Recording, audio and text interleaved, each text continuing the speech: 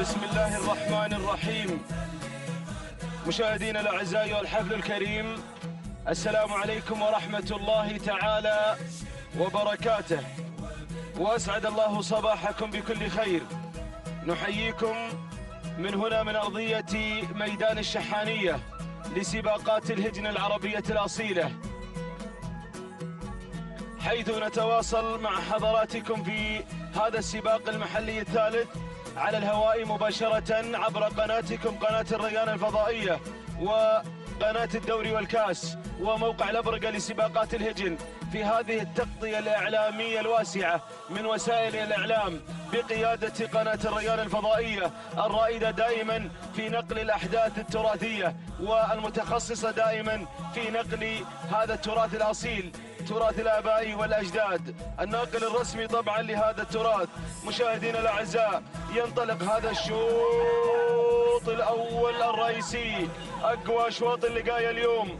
بسم الله وعلى أو لسن الجداع، بسم الله وعلى بركة الله. مسافات هذا اليوم هي ال5 كيلومترات في شوط القمة لسن الجداع البكار. بسم الله نبدأ وعليه نتوكل، ومنه سبحانه وتعالى نطلب التوفيق والسداد والنجاح. أيها الأعزاء، انطلق هذا الشوط بشعاراته، انطلق هذا الشوط بملاكه ومضمرينه، بأسمائه العملاقة الرنانة التي تهز أركان الميدان. نتمنى التوفيق والناموس لكل المشاركين، ودائما هذا الشوط الذي تسلط عليه الأضواء، وبعد هذا الشوط هناك أيضا مقابلات مع الفائزين وتغطية إعلامية وتحليل وكلام وسؤال عن هذه الأشواط الرئيسية التي يستهدفها كل الملاك وكل المضمرين. مقدمة الشوط ومن تحتل المركز الأول مباشرة الداودية لعلي بن طيران بن عايض، العذبة مع المركز الأول، حصل دخول وتسلل من جبارة لخالد بن سالم بن محمد الغيثاني، صاحبة نقطة في السباق المحلي الماضي لم تخن الذاكرة. الدور دور المركز الثالث ومن تتقدم ضوء ناصر بن عامر بن راشد الهاشمي، ضيفة عزيزة قادمة من سلطنة عمان الشقيقة، حصل دخول على ضوء من قبل الشاهينية لسالم بن هضبان بن حمد الفسل، خطفت المركز الثالث بشعار سالم بن جابر بن جبران، أحد أخطر المضمرين، أحد فطاحلة الملكية والتضمير في عالم سباق الهجن. سالم بن جابر بن جبران أحد الرجال الذين أثبتوا الوجود في ميادين السباقات. ننتقل إلى المركز الخامس ومن تتقدم تصل الخطيرة في هذا الشوط الخطير، تعود ملكيتها لخالد بن حميدي بن سالم الفهيدة على المركز الخامس. هذا هو نداءنا أعزائي المتابعين أيها الحفل الكريم. هناك أيضا أسماء لم يحن موعد دخولها إلى دائرة النداء والإذاعة في هذا الشوط الأول، هذا الشوط الرئيسي المفتوح، إنتاج ودايع مشترى، كل شيء. هات السبوق، بس هات السبوق في هذا الشوط المفتوح. روح الله، القلب داعي لك في هذا الشوط الحساس، هذا الشوط الملتهب. بن طيران خطف المقدمة، العذبة يخطفون المقدمة مع شعار بن طيران المميز. الداودية لعلي بن طيران بن عايض، العذبة خطف المركز الأول، خطف الصدارة مع الداودية في هذا الشوط المفتوح، في هذا الوقت المفصلي من عمر هذا الشوط الحساس وهذا التقدم الممتاز. حكم أعصابك يا بن طيران، حكمها يا علي بن طيران بن عايض، العذبة. الله، المركز الثاني جبارة، يا سلام يا سلام، ترفع راية التهديد جبارة من خلال هذا التقدم ومن خلال هذا الانطلاق القوي في هذا الشوط الملتهب. دور المركز الثالث، جبارة تعود ملكيتها لخالد بن سالم بن محمد الغيثاني، بينما المركز الثالث يصل بن جبران. الله يوفقك يا بن جبران ويوفق كل المشاركين، تصل في هذه اللحظات وأيضا السامعين والموجودين والمشاهدين. ونتمنى أن يكون هذا الصباح صباحكم خير اليوم، والله يصبحكم بالخير جميعا يا مشاهدين الريان، يا الحاضرين في الميدان. المركز الثالث الشاهينية لسالم بن هضبان الفسل، يتابعها سالم بن جابر بن جبران، يصل بشريدة مع المركز الخامس. الله شتان، تصل شتان، تتحرك شتان، تعود ملكيتها لصالح بن حمد بوشريدة، راعي مرموق، راعي حصانة، راعي أيضا متعبة، راعي الأسماء التي أثبتت وجودها في هذا الموسم مع المركز الرابع بوشريدة. راعي مبشر حاضر، راعي مبشر موجود اليوم في هذا الشوط الحساس. المركز الخامس والتقدم من قبل أم شويل لخالد بن علي بن جمعة، الكعبي يتابعها على ما اعتقد شعار بن جويل. ولكن نعود الى المركز الاول، نعود الى مقدمة الشوط، الى الداودية على المركز الاول. علي بن طيران بن عايض العذبة، الله، هل تستطيع ان تفر بهذا الشوط الحساس؟ واصل بن جبران، يوسلو الشاهينية، الشاهينية قادمة على المركز الثاني. تحرك هذا العملاق، تحرك هذا الخطير، تحرك هذا الداهية مع المركز الثاني، بينما المركز الأول ما زالت الداودية لعلي بن طيران بن عايض العذبة مع المركز الأول. المركز الثاني هنا شاهينية بن جبران سالم بن هضبان الفسل مع المركز الثاني. شتان لصالح بن حمد بوشريدة تصل على المركز الثالث. المركز الرابع أم شويل، تعود ملكيتها أم شويل لخالد بن علي بن جمعة الفارس الكعبي على المركز الرابع، بينما المركز الخامس الانطلاق والتحرك من قبل صواب صالح بن سعيد بن محمد الرومي. العودة إلى معركة هذا الشوط الأول الرئيسي. وعدني قبل انطلاقة الشوط أيضا أحد الشباب التابعين لهذا الشعار بن جبران بالمقابلة اليوم، هل يتحقق ذلك؟ نتمنى لكم التوفيق إن شاء الله بالحضور الإعلامي اليوم، بالحضور الإعلامي. أم يكن للداودية كلام؟ الشوط الحساس، الشوط الأول لمن الناموس يا مضمرين. الله يا سلام، الداودية، الشاهينية والداودية، شوط المفتوح، شوط الرئيسي. تحركت الشاهينية، ضغطت الشاهينية بن جبران ولا بن عايض في معركة الصباح، في معركة الجداع. الله يا الداودية، ما سلمت الداودية، ما سلمت، ولكن الضغط المستمر من قبل الشاهينية والداودية لعلي بن طيران بن عايض العذبة. ولكن الشاهينية تنطلق بالمركز الثاني، تتسلل الشاهينية، تسللت الشاهينية لتخطف المركز الأول. عادت الداودية، يا سلام، شوط الجداع، الشوط القوي. لمن هذا الشوط؟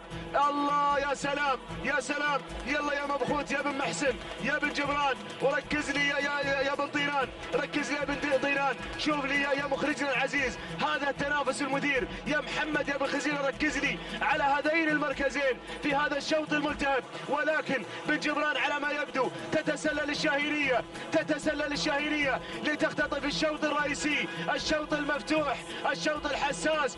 الله يا سلام، الشاهينية أقوى أشواط الجداع. وصدقت يا مبخوت يا بن محسن عندما قلت أوعدك بالمقابلة اليوم. تهانينا والناموس على هذا الفوز المستحق، تهانينا لملك الشاهينية سالم بن هضبان بن حمد الفسل، وتهانينا والناموس أيضا لسالم بن جابر بن جبران المركز الثاني.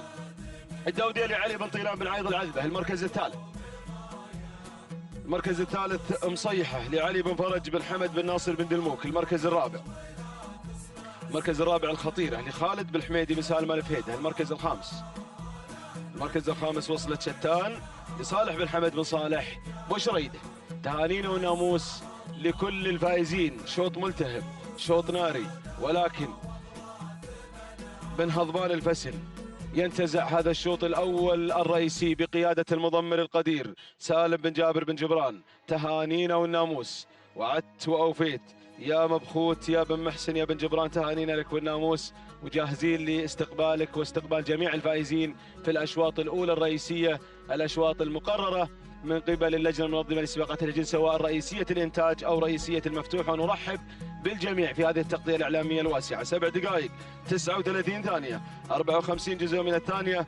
أسعد الله صباحكم بكل خير وسلام يا هذا الشعار. سلام تهانينا والناموس لسالم بن جابر بن جبران وأنجاله الكرام. المركز الثاني وصلت فيه الداودية، قطعت المسافة في 7 دقائق 40 ثانية 86 جزء من الثانية. التهاني والناموس لمالكها علي بن طينان بن عايض العذبة على فوزها وعلى هذا المستوى الذي قدمت الداودية في هذا الشوط الأول الرئيسي المفتوح. المركز الثاني وصلت مصيحة، قطعت المسافة في 7 دقائق 43 ثانية 50 جزء من الثانية. التهاني والناموس لمالك مصيحة.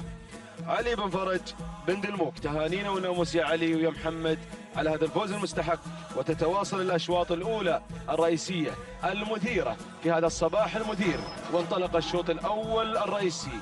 إجداع القعدان والكلمة والميكروفون أنقلها لزميلي مطلق بن علي العنزي. بسم الله الرحمن الرحيم. شكرا أخي محمد بن بريك المري. أيها الإخوة المتابعون مشاهدين الكرام في كل مكان، أسعد الله صباحكم جميعا بكل خير. أحييكم، أرحب بحضراتكم في هذا الصباح الجميل، صباح يوم السبت 12 من أكتوبر 2019، حيث ننطلق اليوم مع آخر أيام سباقنا المحلي الثالث في مرحلته الأولى الخاصة بسن الصغار. اليوم يوم خاص بسن الجذاع، ومسيرة موفقة إن شاء الله لهذه الشعارات من 5 كيلومترات.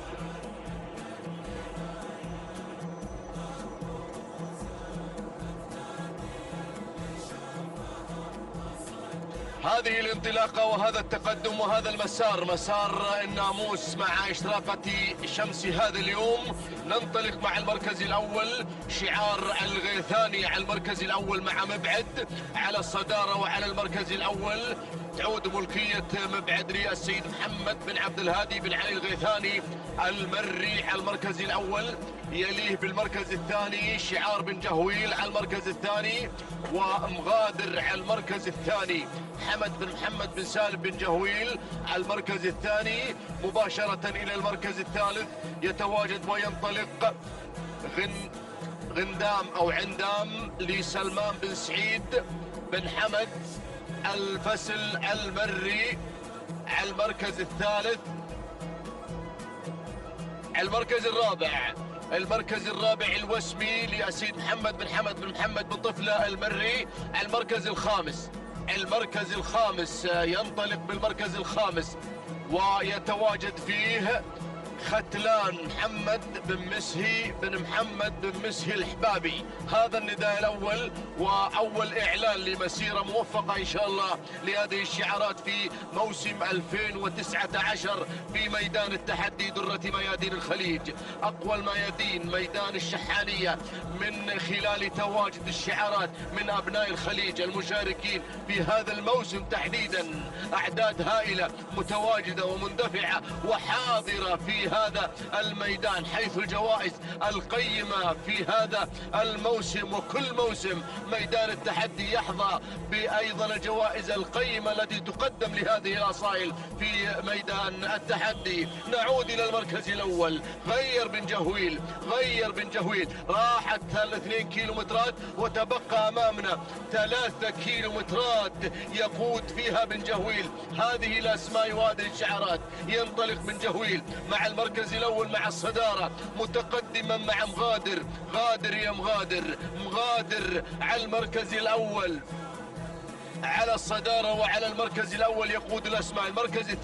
المركز الثاني شعار ابو سلطان على المركز الثاني. سلمان بن سعيد الفسل المري على المركز الثاني يتواجد مع عندام على المركز الثاني. ينطلق ويندفع بالمركز الثاني الشعار العنابي الجميل يا سلام على المركز الثاني، يبحث عن تحقيق ناموس غالي في هذا الصباح، الا وهو الشوط الأول الرئيسي. ننتقل إلى المركز الثالث، نشوف المركز الثالث.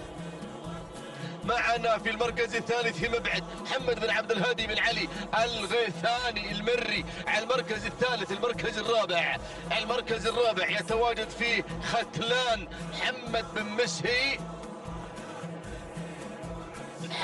بن مسهي الحبابي على الرابع محمد بن مسهي الحبابي على المركز الرابع. المركز الخامس، المركز الخامس رقم 29 ينطلق فيه هياط صالح بن سعيد بن سالم بن حمد الوهيبي القادم من السلطنة. يا سلام، يتواجد شعار بن دلموك قادم. هذا خطير بن دلموك، هذا خطير بن دلموك. بن دلموك اللي بالمركز الخامس يتواجد، ولا بالمركز السادس؟ لا، بالمركز السادس ينطلق وخطير الجذاب عبد الله بن زيد بن متعب الجباري الشمري على المركز الخامس. غير الى المركز الرابع سلالة الجذاب، غنية هذه السلالة عن التعريف. نعود الى المركز الاول، خلصنا من هذا النداء، نعود الى المركز الاول، الى الموقع المستهدف عند مغادر. يا سلام، الموقف خطير يا مغادر، الموقف خطير. الجذاب قادم الجذاب. ديروا بالكم من هذا الاسم، ديروا بالكم من هذا الاسم، ديروا بالكم من شعار ابو سلطان اللي بالمركز الثاني، اللي بالمركز الثاني خطير للغاية. ولكن بن جهويل يقود الاسماء، بن جهويل يقود الاسماء منطلقا ومندفعا في صدارة ومقدمة الشوط مع مبعد، مع مغادر اللي يحتل المركز الاول. غادر يا مغادر، الجذاب ماركة غنية عن التعريف، ماركة غنية عن التعريف. تذكر الجذاب تتذكر بن فراج، الله يقومه بالسلامة ان شاء الله. هذا هو اللي بالمركز الثاني ينطلق هذه الماركة المميزة. الجذاب اللي بالمركز الثاني. المركز الثالث خطير ايضا، هيا صالح بن سعيد بن سالم الوهيبي. المركز الرابع شعار الفسل. ولكن نعود، خلاص دخلنا اجواء الكيلومتر الاخير، ولا زالت القيادة مع بن جهويل، لا زالت القيادة مع بن جهويل على المركز الاول. يقود الاسماء، الجذاب قادم، خطير هذا الاسم.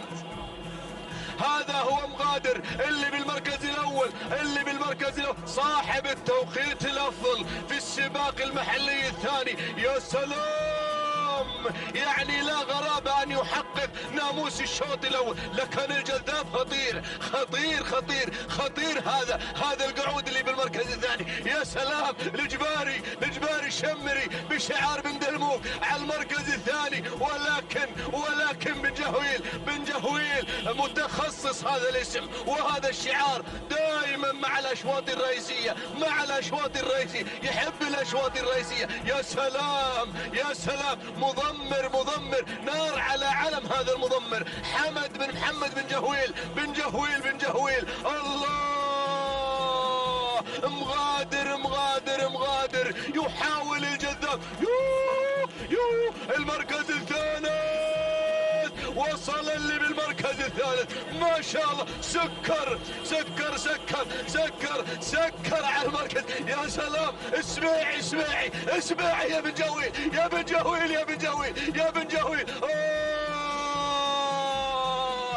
فاز مغادر يا اخواني، فاز مغادر. حمد بن محمد بن سالم بن جهويل يحقق الناموس مع مغادر. تهانينا والناموس على انتزاع وتحقيق مغادر باللحظات الحرجة. حقق مغادر مع شعار بن جهويل ناموس الشوط الاول. المركز الثاني سكر اللي بالمركز الثاني للسيد راشد بن علي بن راشد العبد الله السبيعي مع المضمر الداب. تهانينا والناموس. المركز الثالث، اعطونا المركز الثالث الجذاب عبد الله بن زيد بن متعب الجباري الشمري. المركز الرابع مبلش فهد بن علي بن محمد بن سعيد القريصي، مرحبا بالشاعر. المركز الخامس بحر حمود بن طالب بن راشد آلف هيدا المري. تهانينا والناموس، تهنئة خاصة لمالك مغادر. جود مورنينج لبن جهويل على هذا الفوز. 7 دقائق 35 ثانية 21 جزء من الثانية توقيت مغادر لسيد حمد بن محمد بن سالم بن جهويل. تهانينا والناموس بو محمد على هذا الفوز. واللي بالمركز الثاني سكر، اللي بالمركز الثاني 7 دقائق 35 ثانية 36 جزء من الثانية. تهانينا والناموس لمالك سكر. راشد بن علي بن راشد العبد الله السبيعي، تهانينا والناموس السبيعي. تهنئة للداب مضمر سكر، تهانينا والناموس. الجذاب اللي بالمركز الثالث وصل 7 دقائق 36 ثانية 26 جزء من الثانية، هو توقيت صاحب المركز الثالث الجذاب لعبد الله بن زيد بن متعب الجباري الشمري. تهانينا والناموس للجميع. ايها الاخوه المتابعين، مجددا يعود الميكروفون ليعلق زميلي محمد بن بريك المري على الشوط القادم الخاص برئيسي العمانيات، فليتفضل. شكرا مطلق. بسم الله الرحمن الرحيم. تتواصل مشاهدينا الاعزاء والحفل الكريم منافسات صباح هذا اليوم على الهواء مباشرة في هذا اليوم المثير. تهانينا والناموس لمالك مغادر حمد بن محمد بن سالم بن جهويل، من خطف الشوط الأول الرئيسي الخاص بالقعدان في صباح هذا اليوم، الشوط المفتوح. وتهاني أيضا للسبيعي مالك سكر، وتهاني أيضا لمضمر سكر الداب. مشاهدينا الأعزاء، تتواصل منافسات الصباح حيث انطلق في هذه الأثناء هذا الشوط الأول الرئيسي الخاص بالعمانيات البكار في هذا اليوم وفي هذا السباق المحلي الثالث الذي يشهد إقامة 18 شوط. هذا هو ثالث أشواطنا الصباحية ومقدمة الشوط مباشرة. ومن تحتل المركز الأول ديره لعبد الهادي بن سيف بن فهد آل سيف الخيارين، خطفت المقدمة ديره وخطفت المركز الأول، أو ديره خطفت المقدمة. المركز الثاني ومن تتسلل من الجانب الآخر من خلال الشعار يعود لراشد بن بخيت بن مقارح، على ما يبدو بأنه شعار راشد بن بخيت بن مقارح. الدور دور المركز الثالث. ومن تتقدم من الجانب الآخر الشاهينية لصالح بن علي بن حمد الشرقي، يقدم الشاهينية على المركز الثالث. ننتقل إلى المركز الرابع ومن تتقدم الدرعية لمحمد بن عبيد بن حمد بن شينان على المركز الرابع. الدور دور المركز الخامس. المركز الخامس متعبة لصالح بن حمد القمرة على المركز الخامس. هذا هو نداءنا الأول مشاهدينا الأعزاء والحفل الكريم في هذا الشوط الأول الرئيسي للعمانيات. لمن ناموس العمانيات اليوم من هؤلاء المضمرين العمالقة. شوط قطار أصايا الحاضرة اليوم متواجدة، يكتظ هذا الشوط بشعارات أبناء القبائل في هجن الوطن وهجن الدار، هجن العمانيات الأصايل.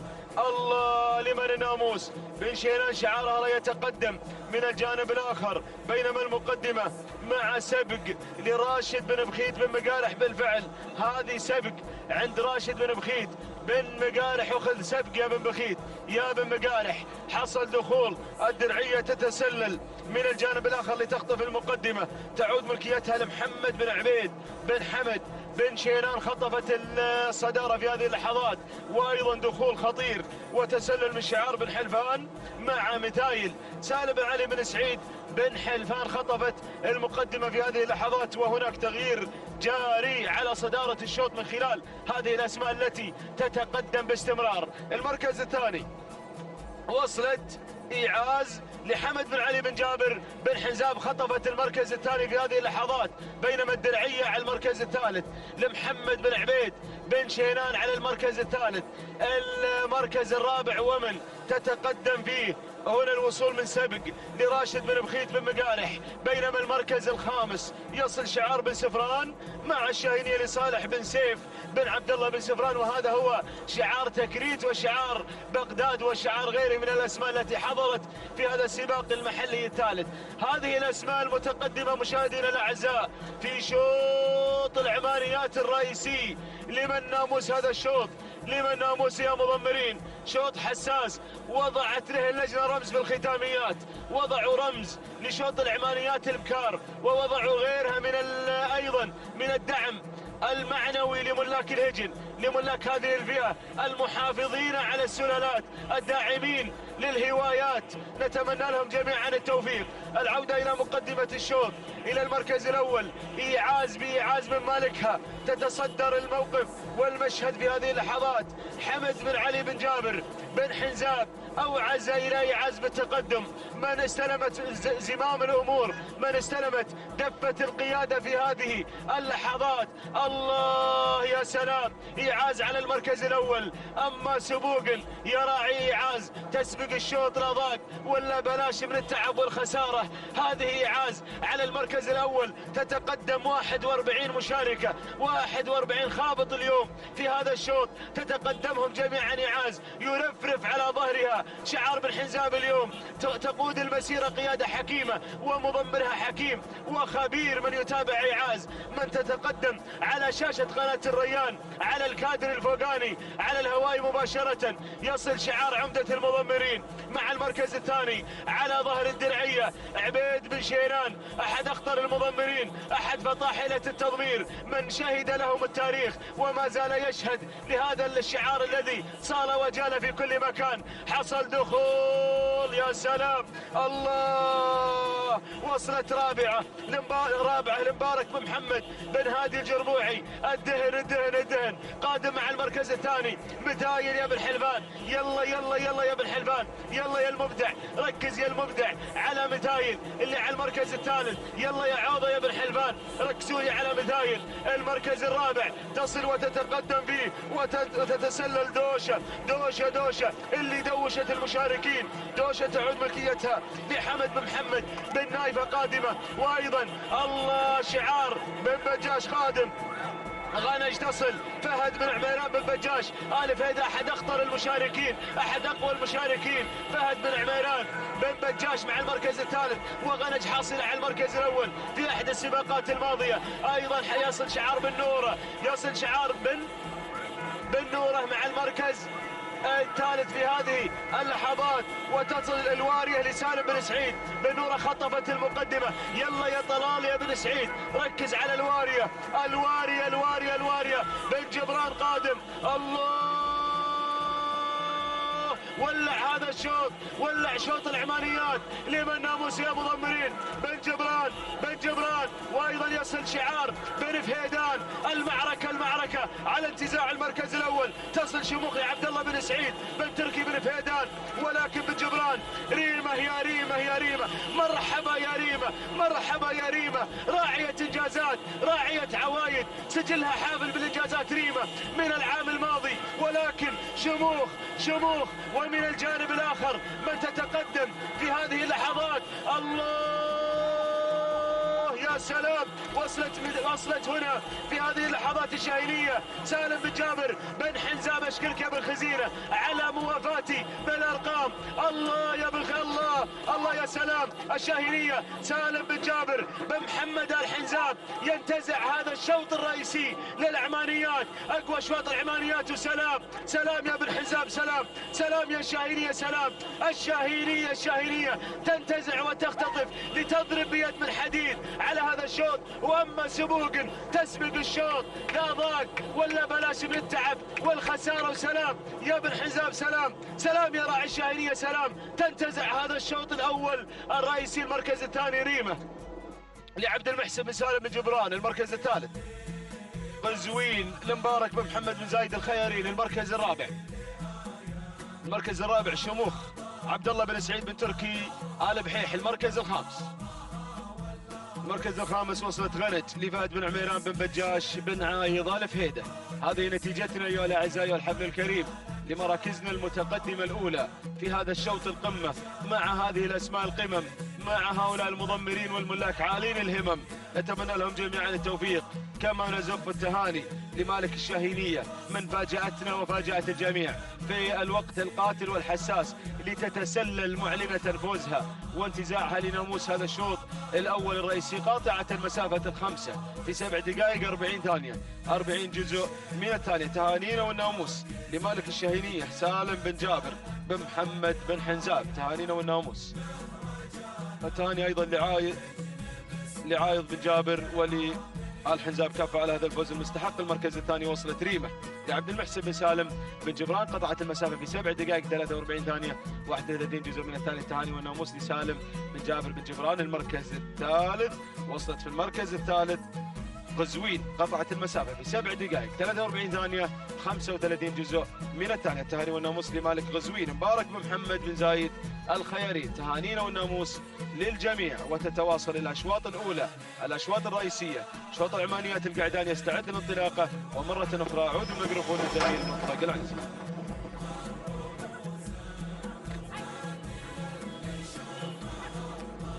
بسم الله الرحمن الرحيم. أيها الإخوة المتابعون، مجددا أحييكم بتحية الإسلام. بتواصل أشواط الفترة الصباحية أعود مجددا بالتعليق على شوط القعدان العمانيات الرئيسي في هذا المسار ال5 كيلومترات. نهني الفائزين بالأشواط الثلاثة الماضية لتستكمل في هذه اللحظات انطلاقة واستمرار الأشواط الصباحية الخاصة بسن الجداع من ال5 كيلومترات، مع مسيرة موفقة إن شاء الله لهذه الشعارات من أبناء الخليج الذين يشاركون حاضرين هنا في درة ميادين الخليج ميدان التحدي. متواصلين مع هذه الأسماء، هذه الكوكبة وهجن الدار الأصايل العمانيات اللي تنطلق وتندفع في مسير أو مسار ال5 كيلومترات. ننطلق مع المركز الأول الصدارة وقيادة الأسماء. شعار سندباد قطر ينطلق على المركز الأول، شعار السيد بارك بن محمد آل قمرة النابت على المركز الأول، ينطلق في صدارة ومقدمة الشوط مع شهلول اللي يحتل المركز الأول. يليه مباشرة شاهين وحمد بن صالح بن حمد الغفراني المري.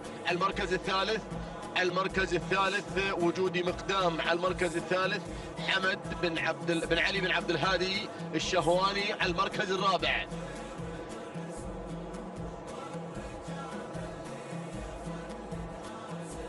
المركز الرابع متابعينا ومشاهدينا الكرام شعار بن رشدان على المركز الرابع مع مخوف سعيد بن عبيد بن رشدان.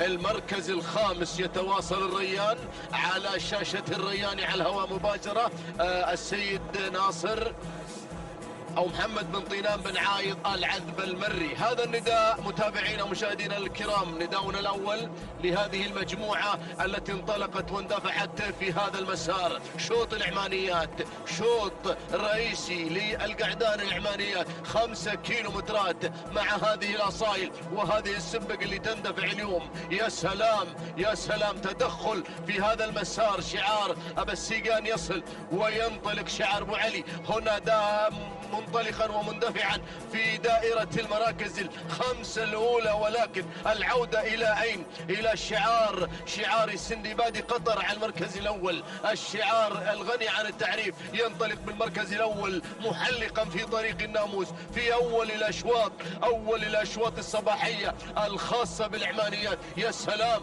على المركز الأول، يقود الأسماء، ينطلق ويندفع في مسار الناموس شهلول بارك بن محمد آل قمرة، ويتدخل في هذا المسار أيضا وينطلق عون حسين بن علي بن حسين أبا السيقان المري على المركز الثاني. المركز الثالث شوف المركز الثالث اللي فيه مقدام حمد بن علي بن عبد الهادي شهواني. المركز الرابع سعيد بن عبيد بن رشدان على المركز الرابع. وعندنا المركز الخامس رقم 5 هنا ظبيان عبد الهادي بن محسن بن راشد الشهواني الهاجري. هذا النداء الثاني لهذه المجموعة المنطلقة والمندفعة. تركيز من المضمرين، تركيز وترقب وتحفظ على هذه الأسماء. يا سلام، الكل يبحث عن خطف الناموس. والله غالي الناموس اليوم، غالي عند خط النهاية. من هو سعيد الحظ اللي سيحقق الناموس في هذا السباق وسباقنا ومحلينا الثالث؟ خلاص اليوم سيسدل الستار عن المرحلة الأولى الخاصة بسن الصغار في السباق المحلي الثالث. الأسبوع القادم إن شاء الله سنبدأ يوم الخميس في سن الكبار، نبدأ الأسبوع الأخير في هذا السباق المحلي الثالث الأسبوع القادم إن شاء الله. بعد ذلك السباق المحلي الرابع، هناك سيارات للحقائق وللقاية، والسباق المحلي الخامس أيضا هناك سيارات. يا سلام يا ميدان التحدي، يا هذا الميدان، جوائز منذ بداية الموسم عينية. أين ستجد هذه الجوائز القيمة في ميادين الخليج إلا في ميدان التحدي؟ يا سلام، أبا السيقان تسلل، راح أبا السيقان على المركز الأول، انطلق في مسير الناموس. أنا أعلقه يروح على المركز الأول، بدأ يباعد يا بن قمرة، يباعد يا بن رشدان، يباعد يا الشهواني. يا سلام، لا تخلونا أبا السيقان على المركز الأول، لا يروح أبا السيقان يا أخواني، لا يروح أبا السيقان، يطمح أن يحقق ناموس رئيسي. الله يوفقك يا أبا السيقان، الله. يلا يا ابو علي على المركز الاول، ينطلق في الصداره في مقدمه الشوط. عون الله يكون بالعون يا ابو السيقان، الله يكون في عونك اليوم. هنا سندبادي قطر، شعار خطير وغني عن التعريف. على المركز الثاني بن رشدان، صاحب التاريخ المشرف. هذا الاسم له تاريخ. سعيد بن رشدان على المركز الثالث خطير ايضا، والشهواني قادم. على المركز الرابع، ينطلق بالمركز الرابع مع ظبيان عبد الهادي بن محسن بن راشد الشهواني الهاجري. والمركز الخامس، وين المركز الخامس؟ اعطوني المركز الخامس. على المركز الخامس اعتقد شعار فاران بن عتيق بن قريع. يلا يا بن قريع مع شاهين على المركز الخامس. تدخل ايضا من الريان، ولكن نعود، والله يمكن يسويها بالسيقان اليوم، لكن بن رشدان الله.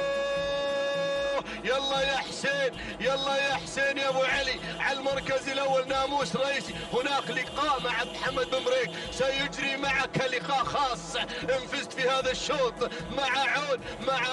الله يكون بالعون يا حسين يا ابو السيقان. راح ابو السيقان يا بن رشدان، لا يروح. وصلكم الداب تتاخر دائما يا الداب. اين انت يا الداب؟ السبيعي قادم بكل قوة مع شاهين أحمد بن علي بن راشد السبيعي. شعار سكر اللي حصل على المركز الثاني قبل لحظات. حرك الحديدة يا السبيعي، روح يا بالسيقان، روح. لا تنتظر الداب،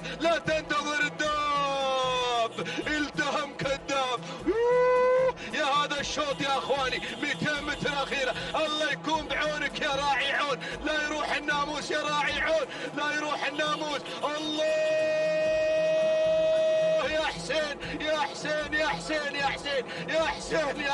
يا حسين بالمركز الاول.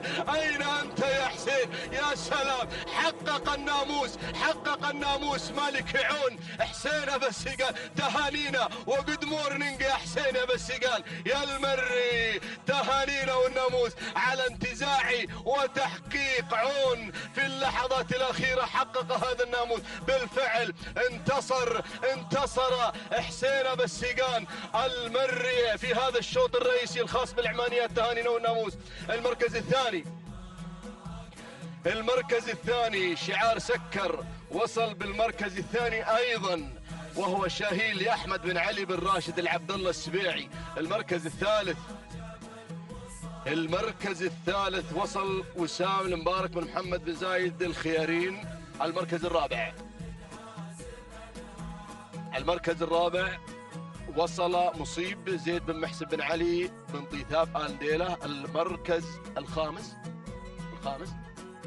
المركز الخامس وصل شهلول مبارك بن حمد بن محمد آل قمرة النابت. تهانينا والناموس متابعينا ومشاهدينا الكرام لحسين أبا السيقان، حسين بن علي بن حسين أبا السيقان المري، على تحقيق وانتزاع وفوز عون بالمركز الأول، وحصوله على ناموس الشوط الأول الرئيسي الخاص بالعمانيات بعد معركة طاحنة حقق فيها في اللحظات الأخيرة ما كان يطمح له كل مشارك في هذا الشوط، هو تحقيق ناموس الشوط الأول. ولقاء مع محمد بن بريك يجريه حسين بن علي أبا السيقان المري. تهانينا والناموس يا أبو علي على هذا الفوز، تهنئة خاصة جود مورنينج على هذا الفوز المستحق وفوز عون بالمركز الأول. تهانينا والناموس على التوقيت الزمني 7 دقائق 43 ثانية و24 جزء من الثانية. تهانينا والناموس لمالكي عون حسين بن علي أبا السيقان المري على هذا الفوز المستحق وتحقيقه لناموس هذا الشوط. المركز الثاني شعار سكر وهو شاهين بشعار السبيعي بقيادة الداب، 7 دقائق 43 ثانية 68 جزء من الثانية. تهانينا والناموس. المركز الثالث شعار الخيارين أعتقد، اللي بالمركز الثالث وصل وسام مبارك بن محمد بن زايد الخيارين، التوقيت الزمني 48 جزء من الثانية 44 ثانية 7 دقائق. تهانينا والناموس لكل الفائزين. تهنئة خاصة للسيد حسين بن علي بن حسين أبا السيقان المري على تحقيق عون ناموس هذا الشوط. تهانينا والناموس للجميع. بسم الله الرحمن الرحيم، بسم الله نبدأ وعليه نتوكل، ومنه دائما وأبدا نطلب السداد والتوفيق يا رب العالمين. انطلق حفلنا الكريم الشوط الخامس بتعداد أشواط ومنافسات وتحديات هذه الفترة الصباحية لمنافسات سن الإجلاء، سن الإمتاع، مع المتعة دائما، مع انطلاقات فئة الإجلاء ومسافة ال5 كيلومترات. هذه المسافة المرافقة لهذه الشعارات الحاضرة والمتواجدة بانطلاقاتها وتحدياتها، شعارات خطفت نقاط عديدة سجلت اسمها بحروف من ذهب واسم ملاكها أيضا حصدت العديد من النقاط والإنجازات. لنبدأ مع مسيرة أولى المراكز، أولى الانطلاقات، لنرى ونتابع على المركز الأول الفائز محمد بن حمد بن صالح بن شريدة العذبة على المركز الأول برفقة بن كحيز وشعاره الحاضر مع البداية سالم بن محمد بن كحيز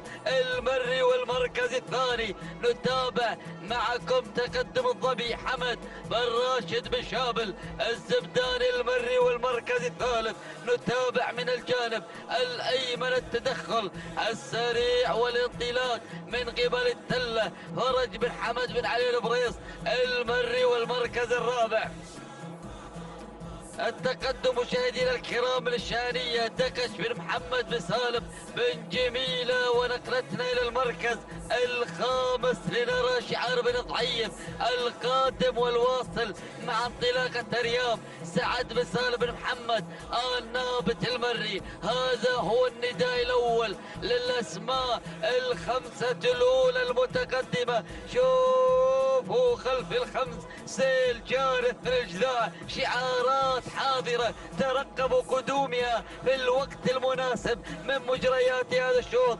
بلقطة ملحوظة جميلة رائعة من بن خزينة مع انطلاقات وتحديات هذا الصباح ومسيرة ومنافسات آخر أيام هذه المرحلة الأولى من سباقنا المحلي الثالث. لنعود إلى البداية، لنعود إلى بن عوض وشعاره الحاضر مع المركز الأول المتواجد مع البداية. خطف نقطة في السباق في يوم الأمس ليحضر مقدما لنا انطلاقة المركز الأول مع التلة اللي التل الشوط تل بانطلاقتها هذه البطلة التي تجري بسجل حافل بإنجازات عديدة مع أيضا ترافقها في جولاتها وتحدياتها. تعود ملكية التلة لفرج بن حمد بن علي البريص المري والمركز الثاني. نتابع معكم التقدم مشاهدينا الكرام. الانطلاق من الشانية دقش بن محمد بن سالم بن جميلة يقدم لنا هذا الانطلاق الجميل، هذا التواصل المثير الرائع. المركز الثالث الوصول من الظبي حمد بن راشد بن شابل المري يقدم لنا بن شابل. انطلاقة ثالث التحديات. رابع الوصول من قبل أريام تعزف أحلى بالإلحان بانطلاقتها وتواصل شعار سعد بن سالم بن محمد النابت المري مقدما لنا بن الضحيب. تحديات هذا الشعار تحديات أريام مع رابع المراكز لتتابع مسيرتها بالمنافسة والانطلاقات. المركز الخامس وصول أول ندى. وصلت طماعة تطمع بخطف أول المراكز مع المضمر العقيد حمد بن هادي البريدي. يقدم لنا انطلاقة الشعار البحري بتلاطم الأمواج. يحضر هذا الشعار دائما مع تلاطم المنافسات وتحديات الشعارات ليتواجد بانطلاقته مع المركز الخامس لأول ندى يصل مع تحديات الأسماء المذاعة الخمسة الأولى. لنعود بحضراتكم لنرى أمور هذا الشوط التي بدأت تتغير بهذه اللحظات مع البداية ومع تقدم الشانية. السلالة الشانية حلقت الشانية أقلعت في جولتها الأولى بانطلاقة البداية. تحمل شعار دقش بن محمد بن سالم بن جميلة. بدأ أيضا يقدم لنا دقش انطلاقة أول المراكز مع حضور الشانية وتواجد الشانية والسلالة الشانية التي تحضر دائما بمنافسات الكبار والصغار لتبدأ مع مسيرة الكبار لتتواجد مع هذا الاختبار وهذا المحك الحقيقي ما بينه وما بين الأسماء القوية الحاضرة. المركز الثاني أرى بن الضحيب قادم على ثاني المراكز مقدما لنا ريام من يمنن نفس مالك بأن يقود زمام الأمور مع حضور أريام. لكن البريدي غادم مع طماعة مقدما لنا طماعة البريدي حمد بن هادي البريدي على المركز الثاني. المركز الثالث أريام سعد بن سالم بن ضحيب. المركز الرابع الله يا الأسماء بن دلمون يقدم لنا الشعار الشطرنجي ليبدأ بملاعبة الأسماء بملاعبة الشعارات بحضور هذا الشعار علي بن فرج بن دلمون. المركز الخامس الوصول والتقدم من قبل هنالك اللي وصلت بهذه اللحظات. تقدمت مشاهدينا الكرام وديان حمود بن طالب الراشد الفحيدة الله. لكن البداية الشانية أسرعت الإجزاء أسرعت الإفكار. بدأت السرعة بدأت المنافسة. طماعة الشانية بن الضحيب وهنالك الوصول من قبل وديان بن الضحيب يقدم لنا انطلاقة وتقدم رياض وهنالك الأسماء الحاضرة. لكن الشانية صامدة الشانية على البداية على المركز الأول مع دقش بن محمد بن سالم بن جميلة بن الضحيب. البريدي بن الضحيب بن جميلة. الأسماء الحاضرة المتواجدة أريام الشانية حتى هذه اللحظات تسيطر على البداية. تقوم الشوط راس وتنتهي راس. الله يا بن جميلة بن الضحيب. اللحظات الحاسمة خط النهاية بدأ يقترب بهذه اللحظات. لكن أريام الشانية الله شوفوا أريام الشانية صامدة. أريام تحاول في اللحظات الحاسمة. أريام الشانية قامت الشوط راس وانتهت راس الثاني والتبريكات حتى هذه اللحظات مع بن جميلة. إن لم يكن هنالك رأي آخر مع بن الضحيب من أتى في اللحظات الحاسمة بدخول فوت فينش. المركز الثالث كان وصول من طماع الحمد بن هادي البريدي. المركز الرابع كان التواجد من قبل هواي العلي بن فرج بن دلموك. المركز الخامس كان الوصول من قبل ود السويد بن حزام السويد المسعري الدوسري. مشاهدينا الكرام متابعينا الاعزاء، تابعنا هذه الانطلاقه وشاهدنا المنافسه التي حضرت في هذا الشوط، وكان الدخول الجماعي ما بين شعار بن ضعيف وشعار بن جميله، على ما يبدو بان بن جميله بالفعل كما هنينا بن جميله بالفوز فهو الفائز والخاطف لاول المراكز. 7 دقائق 37 88 من الثانيه. التبريكات لدقش بن محمد بن سالم بن جميله على هذا الفوز المستحق. المركز الثاني وصلت اليوم 7 دقائق 37 90 جزء من الثانيه. التبريكات الاستعاد بن سالم بن محمد النابت المري. المركز الثالث كان الوصول من طماعه من وصلت بالشعار العقيد على المركز الثالث. 7 دقائق 40 ثانية 48 جزء من الثانية. تبريكات لحمد بن هادي بن حمد البريدي المري. المركز الرابع عند بن دلموك. المركز الخامس شعار بن جبران مع الدوسري. مشاهدينا الكرام متابعينا الاعزاء، تابعنا معكم المنافسة والشوط الجديد يختلف والزميل مسعود الحريري. السلام عليكم ورحمة الله وبركاته أيها الأخوة مشاهدينا ومتابعينا الكرام.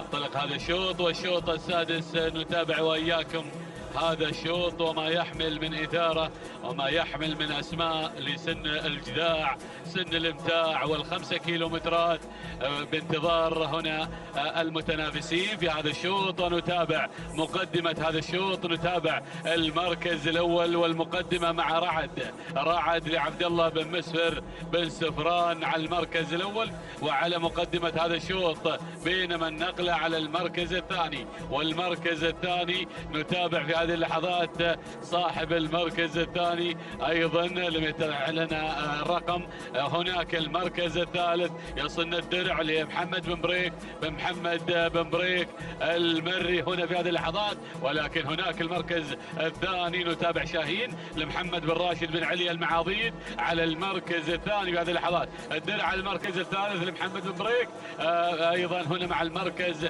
الثاني مع الدرع. بينما المركز الرابع ومن يصن في هذه اللحظات صاحب المركز الرابع نتابعه في هذه اللحظات رعد لمحمد بن محسن بن جابر الغيثاني على المركز الرابع. المركز الخامس نتابع في هذه اللحظات الرهاوي لبطشان بن صالح المحامض اليامي. مرحبا بالرهاوي صاحب السجلات الحافلة في أيضا في سن الحقائق وسن اللقاية. نتابعه هنا أيضا متواجد في هذا الشوط من طلعته واندفاعته هنا مع هذه الأسماء. بينما أرى هنا أسماء قادمة ودخول أيضا من شعار الشهواني مع براق لسعيد بن عبد الهادي الشهواني على المركز الخامس. هذه اللحظات نتابع أسماء قادمة خلف ال5 المراكز الأولى. ونعود إلى رعد اللي بالمركز الأول اللي في مقدمة الشوط مع عبد الله بن مسفر بن سفران آل جحيش.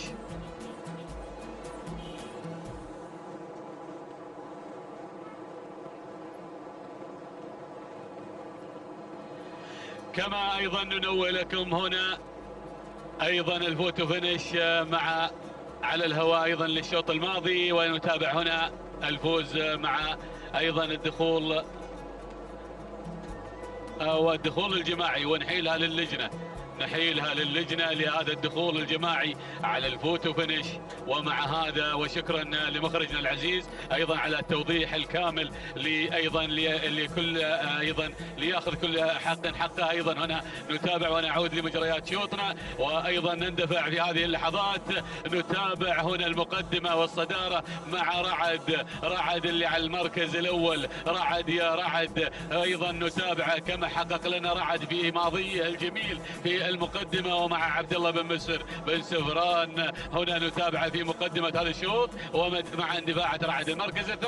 المركز الثاني والقدوم مع اشهاب لعبد الهادي بن حمد بن رحيب بن نايفة على المركز الثاني في هذه اللحظات. منطلق هنا بن رحيب مع اشهاب اللي على المركز الثاني. المركز الثالث نرى هنا دخول من الرهاوي لسعود بن صالح بن حمد القمرة مع المركز الثالث. المركز الرابع نتابع الشبل لراشد بن سعد بن سلطان المسيفري على المركز الرابع. المركز الخامس نتابع هناك ايضا قدوم من عفرين لجابر بن محمد بن ناصر المريزيق المري على المركز الخامس. هذه النتيجة للخمس المراكز الأولى، الخمس المراكز الأولى بهذا الاندفاع. وإن سألتونا عن الموقع أيضا مقبلين على الكيلوين هناك الأخيرة. نتابع في هذه اللحظات نتابع رعد اللي على المركز الأول على المقدمة والاندفاع، واندفاعة رعد في الصدارة وفي المقدمة. دائما معودنا رعد اللي بالمركز الاول لعبد الله بن مسر بن سفران آل جحيش على المركز الاول، منطلق ومندفع هنا في هذه اللحظات. شعار ايضا شهلوله وشعار هنا ايضا العديد والعديد من الاسماء ايضا مع شعار بن سفران. هنا نتابع في هذه اللحظات، بينما يا سلام يا سلام الله يا بنت رحيب قادم مع شهاب اللي ايضا مالكه عبد الهادي بن حمد بن ترحيب بن نايفه بدا يتسلل بدوره في هذه اللحظات على المقدمه. المركز الثالث نتابع هنا الرهاوي لسعود بن صالح بن حمد القمره بقياده حمد بن سالم بن جهويل. وركز يا الصعب ايضا من يتابعه ويرافقه. بينما المركز الرابع نتابع في هذه اللحظات مبهر لمحمد بن سالم بن مسلم بن جار الله النابت على المركز الرابع في هذه اللحظات. المركز الخامس براق سعيد بن عبد الهادي الشهواني مع المركز الخامس. ايضا نرى شعار بن جبران يشكل الخطر من موادع المبارك بن سعيد بن حمد بوسنديه المري. يا سلام يا سلام، بدينا الان بالانطلاق والاندفاع. وارصدونا متعب قادم ايضا يشكل الخطر. وصيف الشوط الرئيسي ها هو ايضا بشعار البطين مع طالب بن سالم البطين قادم لا محاله ايضا مع هذا الاندفاع. و1200 متر. يا سلام يا سلام يا هذا الشوط. الله بدأنا بالعد التدريجي، بدأنا بالانطلاق، بدأنا بالاندفاع. الله يا شهاب بنت رحيب، شهاب هنا مع المقدمة مع بوابة الكيلو. وأيضا بن جبران قادم يا أبو حمد أيضا. يا سلام يا سلام الله يا موادع على المركز الثاني. موادع هنا بشعار بن جبران مع مبارك بن سعيد بن حمد بوسندية. المركز الثالث نتابع في هذه اللحظات الرهاوي سعود بن صالح بن حمد القمرة. المركز الرابع براق لسعيد بن عبد الهادي الشهواني. المركز الخامس هنا نتابع في هذه اللحظات متعب طالب بن سالم البطين قادم في هذه اللحظات. ولكن نعود الى المقدمه. السلام يا سلام، ال600 متر الاخيره، ال600 متر الخطيره. الله يا هذا الشوط، الله يا هذا الشوط. يا سلام يا سلام يا موادع. بدا يتسلل من الجانب الايمن، ولكن الله شوف البطين مع متعب قادم على المركز الثالث. براق لسعيد بن عبد الهادي الشهواني شهاب. ولكن موادع متعب موادع براق موادع. يا سلام بن جبران الشهواني، بن جبران البطيل. يا سلام الامتار الاخيره، ال200 متر الاخيره. ولكن براق بدا يتسلل على المقدمه. براق لسعيد بن عبد الهادي الشهواني، سعيد بن عبد الهادي الشهواني. سلام براق، سلام على هذا الاداء. ولكن موادع براق سلام على هذا الدخول مع خط النهايه مع الفوتو فينش ايضا. ولكن نتابع هذا الفوتو فينش. يا سلام، الشوط الماضي فوتو فينش وهذا الشوط فوتو فينش. ما شاء الله تبارك الله، يدل على التنافس والإثارة والتحدي إلى خط النهاية والرمق الأخير. يا سلام يا هذا الشوط، يا سلام يا التحدي مع هذا الاندفاع من موادع بشعار بن جبران. وأيضا هنا براق لسعيد بن عبد الهادي الشهواني. المركز الثالث متعب لطالب بن سالم البطين. المركز الرابع وصلنا مروح لمنصور بن محمد بن منصور السيف الخيارين. المركز الخامس المركز الخامس وصل إشهاب لعبد الهادي بن حمد بن رحيب بن نايفة. يا سلام يا هذا الشوط، ولكن موادع بن جبران يستاهل الفوز والناموس. شكرا يا مخرجنا العزيز. هنا بهذه اللحظات نهني بن جبران مع فوز موادع اللي فاز في هذا الشوط. المبارك بن سعيد بن حمد بوسندية المري، توقيتها الزمني 7 دقائق 42 ثانية 50 جزء من الثانية. تهانينا لبن جبران على هذا الفوز. المركز الثاني وصل براق، توقيتها الزمني 7 دقائق 42 ثانية و56 جزء من الثانية. تهانينا والناموس لسعيد بن عبد الهادي الشهواني. بينما وصل متعب على المركز الثالث، توقيتها الزمني 7 دقائق 43 ثانية 78 جزء من الثانية. تهانينا لطالب بن سالم البطين على هذا الفوز المستحق.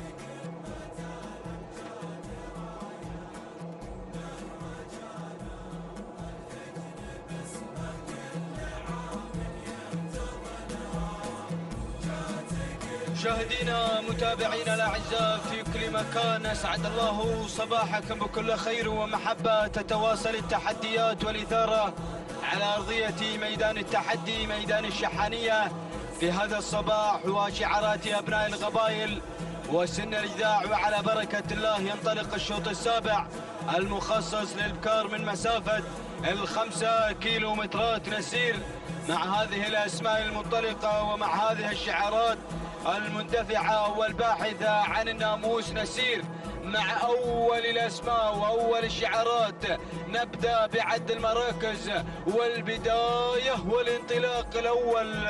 هنا ريفال بشعار حمد بن محمد البريدي المري يقدم لنا ريفال على أول الأسماء وأول الشعارات. ثاني المراكز مشاهدينا متابعينا الأعزاء تتقدم وتنطلق الشحانية. صالح بن فرج بن حسين بسيقون المري يقدم لنا الشحانية على ثاني الأسماء. ثالث المراكز تتقدم تكريم علي بن حمد بن علي بن حمد العطية مع ثالث الأسماء. رابع المراكز القادمة والمتقدمة أقادير سالم بن عبد الله بن جار الله النابت المري مع رابع المراكز. خامس الأسماء تتقدم وتنطلق صمود عبد الله بن ناصر بن حمد العوامي المري مع خامس المراكز.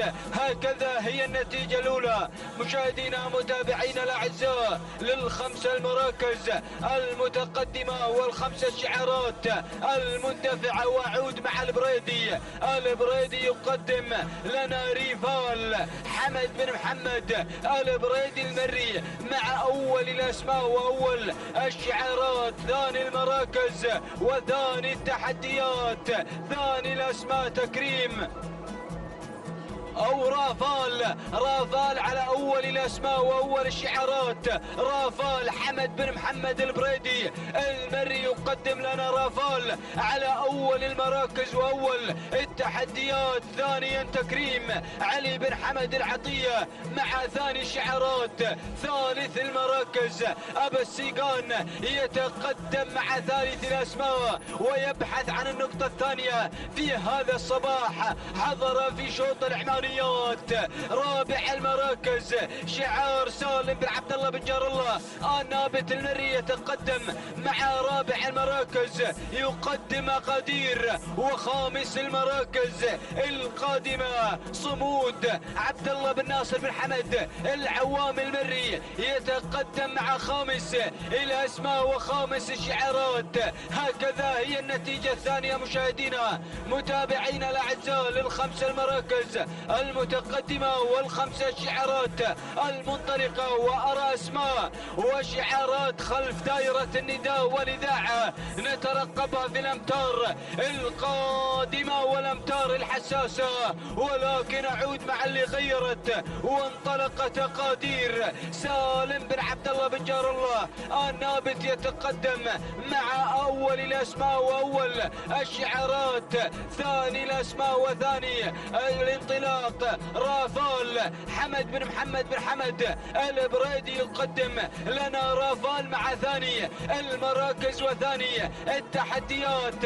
ثالثا تكريم علي بن حمد العطية ينطلق مع ثاني المراكز وثاني الانطلاق. ثالث الأسماء أو رابع الأسماء بدأت بالتدخل القادمة الوجبة. سالم بن حمد بن سعيد بن راشد القوز يتقدم مع الوجبة وبدأت تسلل من مركز إلى مركز. غيرت إلى البداية إلى أول المراكز. خامس الأسماء شعار بن قطامي يتدخل من الجانب الآخر ويقدم لنا أيضا بحور فرج بن مسعود بن سعيد بن قطامي المري. بدأت الأسماء بدأت الشعارات بالتدخل إلى دائرة النداء والإذاعة تبحث عن الفوز والانتصار، ولكن القوس غير انطلق مع الوجبة مع البداية مع أول المراكز. سالم بن حمد بن سعيد بن راشد القوس، ومن الجانب الآخر بحور فرج بن مسعود بن سعيد القطامي يتقدم مع ثاني المراكز. ثالث الأسماء القادمة والمنطلقة هنا أيضا مقادرة سالم بن صالح بن سالم بن بريكان المري. ورابع المراكز خادم شعار بن ذروة يتقدم مع إنتاج محمد بن عبد الهادي بن سعيد بن ذروة البريدي. وخامس المراكز وصلت القادمة والمنطلقة على خامس المراكز السياد أحمد بن علي بن راشد آل عبد الله السبيعي يتقدم مع خامس المراكز. السبيعي قادم وهناك الأسماء قادمة والشعارات، ولكن الكيلو مثل الأخير والخطير بن بريكان يخير ويستلم زمام الأمور. يقدم لنا أيضا السياد على البداية، أو هناك شعار بن بريكان يتقدم مع أول الأسماء. يقدم لنا مقادرة بشعار سالم بن صالح بن سالم بن بريكان المري بن ذروة مع ثاني الأسماء. يقدم لنا إنتاج محمد بن عبد الهادي بن سعيد بن ذروة السبيعي قادم مع سياد أحمد بن علي بن عرب الراشد آل عبد الله السبيعي. والاسم القادم المنطلق من الجانب الآخر الشاهينية متعب بن حمد المنخس المري. وأيضا القادمة مصيونة هادي بن محمد بن حويل القثراني المري. ولكن البداية بن بريكان مع الفوز والانتصار. بن بريكان مع البداية يتقدم مع مقادرة، والله وقادرة مقادرة عصاها في بطانها بدون أي توامر. مقادرة بشعار سالم بن صالح بن بريكان المري. بن بريكان تهانينا والناموس واسعد الله صباحك يا بن بريكان على هذا الفوز وعلى هذا الانتصار، على فوز مقادرة بدون اي توامر عصاتها في بطانها. تهانينا والناموس لسالم بن صالح بن سالم بن بريكان المري على هذا الفوز وعلى هذا الانتصار. ثاني الاسماء السبيعي يقدم لنا سياد احمد بن علي بن راشد آل عبد الله السبيعي. وثالث المراكز مصيونة هادي بن محمد بن حويل القفراني المري. ورابع المراكز آتت شواهين محمد بن سعيد بن خويطر العمري. وخامس المراكز آتت إنتاج محمد بن عبد الهادي بن سعيد بن ذروة البريدي. مشاهدينا متابعينا الأعزاء، هكذا هي النتيجة للخمسة المراكز المتقدمة. تهانينا والناموس لبن بريكان على هذا الفوز وعلى هذا الانتصار. التوقيت زمني 7 دقائق 40 ثانية و88 جزء من الثانية. تهانينا والناموس لمالك مقادرة سالم بن صالح بن سالم بن بريكان المري. ثاني الأسماء شعار السبيعي مع أسياد. التوقيت الزمني ولحظة الوصول إلى خط النهاية 7 دقائق 42 ثانية و79 جزء من الثانية. تهانينا والناموس لأحمد بن علي بن راشد عبد الله السبيعي. وثالث المراكز مصيونة لأول مشاركة في هذا الموسم بشعار هادي بن محمد بن حويل القفراني المري. توقيت زمني 7 دقائق 42 ثانية و81 جزء من الثانية. تهانينا والناموس لمالك مصيونة هادي بن محمد بن حويل الغفراني المري، فتهانينا والناموس للجميع. إذا مشاهدينا متابعينا الأعزاء ما زلنا متواصلين بتواصل أشواط هذه الفترة الصباحية لتحديات سن الإجذاع ومسافة 5 كيلومترات، انطلاقة شوط الثامن لفئة القعدان، وهذه الشعارات الحاضرة والمتواجدة بتحديات ومنافسات هذه الأسماء التي تجري على أرضية ميدان التحدي. ما زالت التحديات متواصلة مستمرة مع فعاليات سباقنا المحلي الثالث ورابع أيام هذا السباق مع المرحلة الأولى مرحلة الصغار. بإذن الله في الأسبوع القادم سوف نلتقي مع الكبار وتحديات الكبار والمرحلة الثانية. لنبدأ مع مسيرة شوطنا المنطلق، لنتابع معكم أول المراكز، لنرى ونشاهد سراب علي بن عبد الهادي بن بخيت البريدي يقدم لنا سراب على القيادة والريادة. المركز الثاني حامل الرقم 1 متواجد البحيري سعيد، أو هنالك من يحمل الرقم 10 من يتواجد الخلاوي بجاج بن عميران بن بجاج الفهيدة. يقدم لنا الخلاوي من بدأ يغير مجريات الشوط ويتسلل إلى المركز الأول، لياتي على المركز الثاني بهذه الانطلاقة سراب مع علي بن عبد الهادي البريدي. المركز الثالث نتابع معكم تقدم ووصول سوقان هادي بن فيصل بن مبارك العجب الشهواني. والمركز الرابع رابع المراكز يا مرحبا بالنايف من يحمل الرقم 4 شعار الدعية، يحضر مع النايف راشد بن محمد بن حمد الدعية. يقدم لنا هذا البطل اسم مميز، اسم سطر ايضا اسمه بحروف من ذهب من الاسماء المرشحة بانطلاقة هذا الشوط. اذا نحذر الاخوان المشاركين بقدوم هذا البطل وانطلاقته مع الاسماء المذاعة الاولى مبكرا. المركز الخامس نتابع معكم قدوم خامس المراكز من يتواجد مشاهدينا الكرام سلهود لعبد الله بن صالح بن حمد بن قبعان المري مع المركز الخامس ومع ختام ندائنا الاول. لنعود بحضراتكم الى البدايه، الى المقدمه، الى الصداره، لكننا نرى بالكادر الاسفل اعداد هائله، اعداد متواجده، فان دل ذلك يدل على نجاح هذه السباقات وعلى ايضا عشق وحب ايضا ابناء هذا الوطن وابناء دول مجلس التعاون لهذه الرياضه، لهذا الموروث الشعبي، رياضه الاباء والاجداد، رياضه الحاضر والماضي. اذا هذه الرياضه كل عام تتجدد بما هو جديد ورائع لتطور هذه الرياضه ولتطور هذه السباقات. فشكرا للجنه المنظمه على هذه الجهود المبذوله التي نشاهدها على الاعيان بايضا نقل حي مباشر من قناه الريان الفضائيه. لنعود الى مجريات الشوط لتعليقي للاسماء وخروجي على النص. ارى واتابع النايف مدى يغير مجريات الشوط حتى يستلم موقعه الصحيح، الموقع الاول، المركز الاول، ليقود الاسماء، ليقود ويسيطر على المركز الاول. بالفعل يا الحريري ما رحبنا بعبث، هذا النايف اللي على المركز الاول صاحب هذا الشوط بالسباق الماضي المعروف لا يعرف الحريري، هذا هو النايف مع ابن الدعية راشد بن محمد بن حمد الدعية على المركز الاول.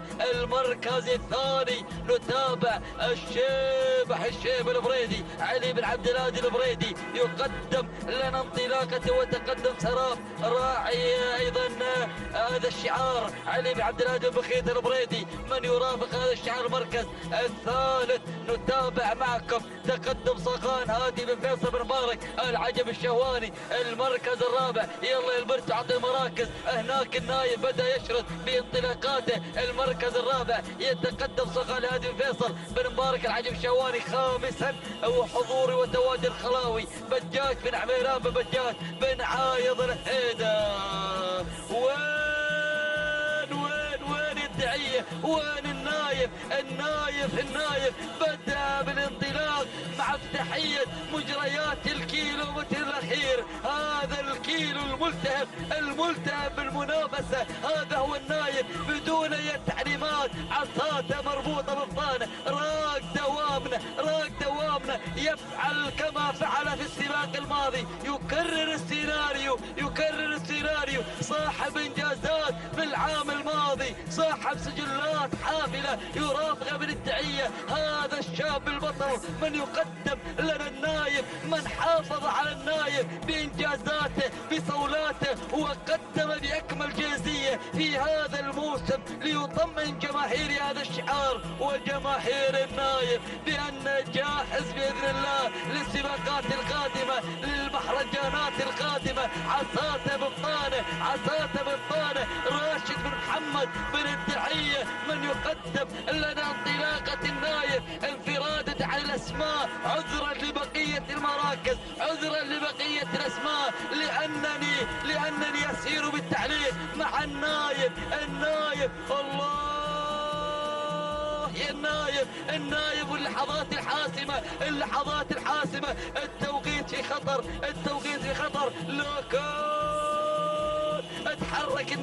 اتحرك النايف، بدأ يقدم العروض الجميلة، العروض المميزة. هذه لحظة وصول النايف إلى خط النهاية، معلن الفوز والناموس ومحققا أول المراكز مع انطلاقة المركز الأول ومع الصدارة. إذا مشاهدينا الكرام، ثاني أفضل توقيت، لو حركته بدري شوية من الدعية كانت حطم التوقيت. المركز الثاني كان الوصول من قبل المختبر لسعيد بن ناصر بن حميد الهاشمي. المركز الثالث وصل سراب لعلي بن عبد الهادي البريدي، تستاهل الناموس الشيبة.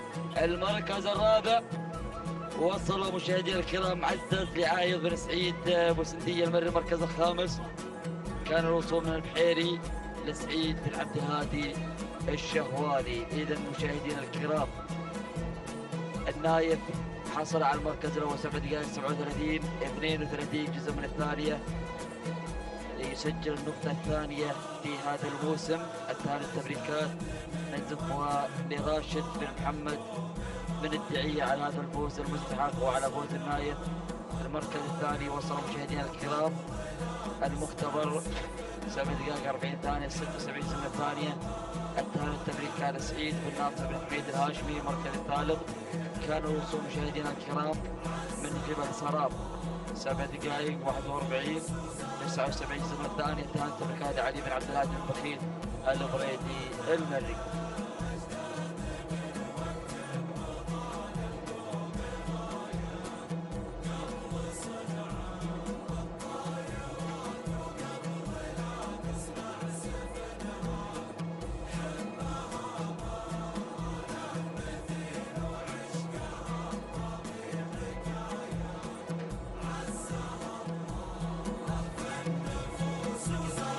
بسم الله الرحمن الرحيم، وعلى بركة الله نستعين. مشاهدينا الأعزاء متابعينا الكرام، انطلق على بركة الله وتوفيقه 9 أشواطنا في هذه الفترة الصباحية. متابعين مع حضراتكم في هذا الصباح انطلاقات السن الإذاع ضمن منافسات سباقنا المحلي الثالث. يسير هذا الشوط بتحدياته إلى خط النهاية على أيضا هذا المسار الجميل، ومع ال5 كيلومترات نتابع هذا الشوط معكم مشاهدينا الأعزاء. ونبدأ مباشرة مع صدارة هذا الشوط لنتابع أول الأسماء المتقدمة في هذا التحدي مغيضة بشعار منصور بن محمد بن منصور السيف الخياري. يقدم مغيضة على مقدمة الشوط وفي المركز الأول منطلقة بهذا الأداء المتميز والجميل، بينما النقلة مع ثاني المراكز وصلت سرور على ثاني المراكز لسالم بن جابر بن محمد الحزاب. من يتقدم على ثاني المراكز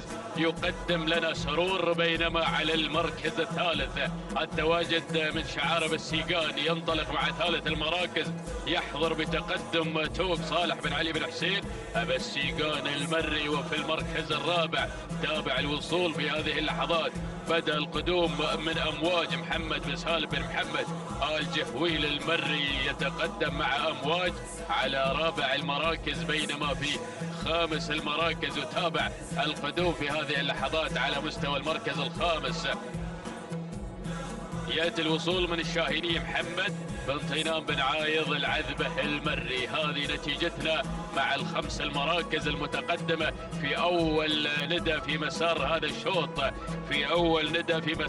الشوط. هنا مشاهدينا الأعزاء نتابع الفايف ستار، وخلف الخمس المراكز أسماء قادمة وشعارات أيضا مشاركة في هذا التحدي الصباح الجميل على ميدان التحدي، ميدان الشحانية لسباقات الهجن في هذه المنافسات الصباحية الرائعة والجميلة مع انطلاقة سباق المحل الثالث وفي خاتمة أيامها في هذا اليوم مع سن الإذاعة مع المرحلة الأولى. نتابع معكم مشاهدينا الأعزاء مسار هذا الشوط وتحديات هذا الشوط، وشعار الخيارين يتقدم مع مغيضة في مقدمة الشوط مع المركز الأول والصدارة، منطلقة في هذا الأداء المتميز والجميل، مندفعة مع هذا الشوط منصور بن محمد بن منصور آل سيف الخيارين من يقدم مغيضة في المركز الأول وفي ثاني في مقدمة الشوط وفي تحديات البداية، بينما في ثاني المراكز يأتي التواجد والانطلاق من سرور اللي على المركز الثاني،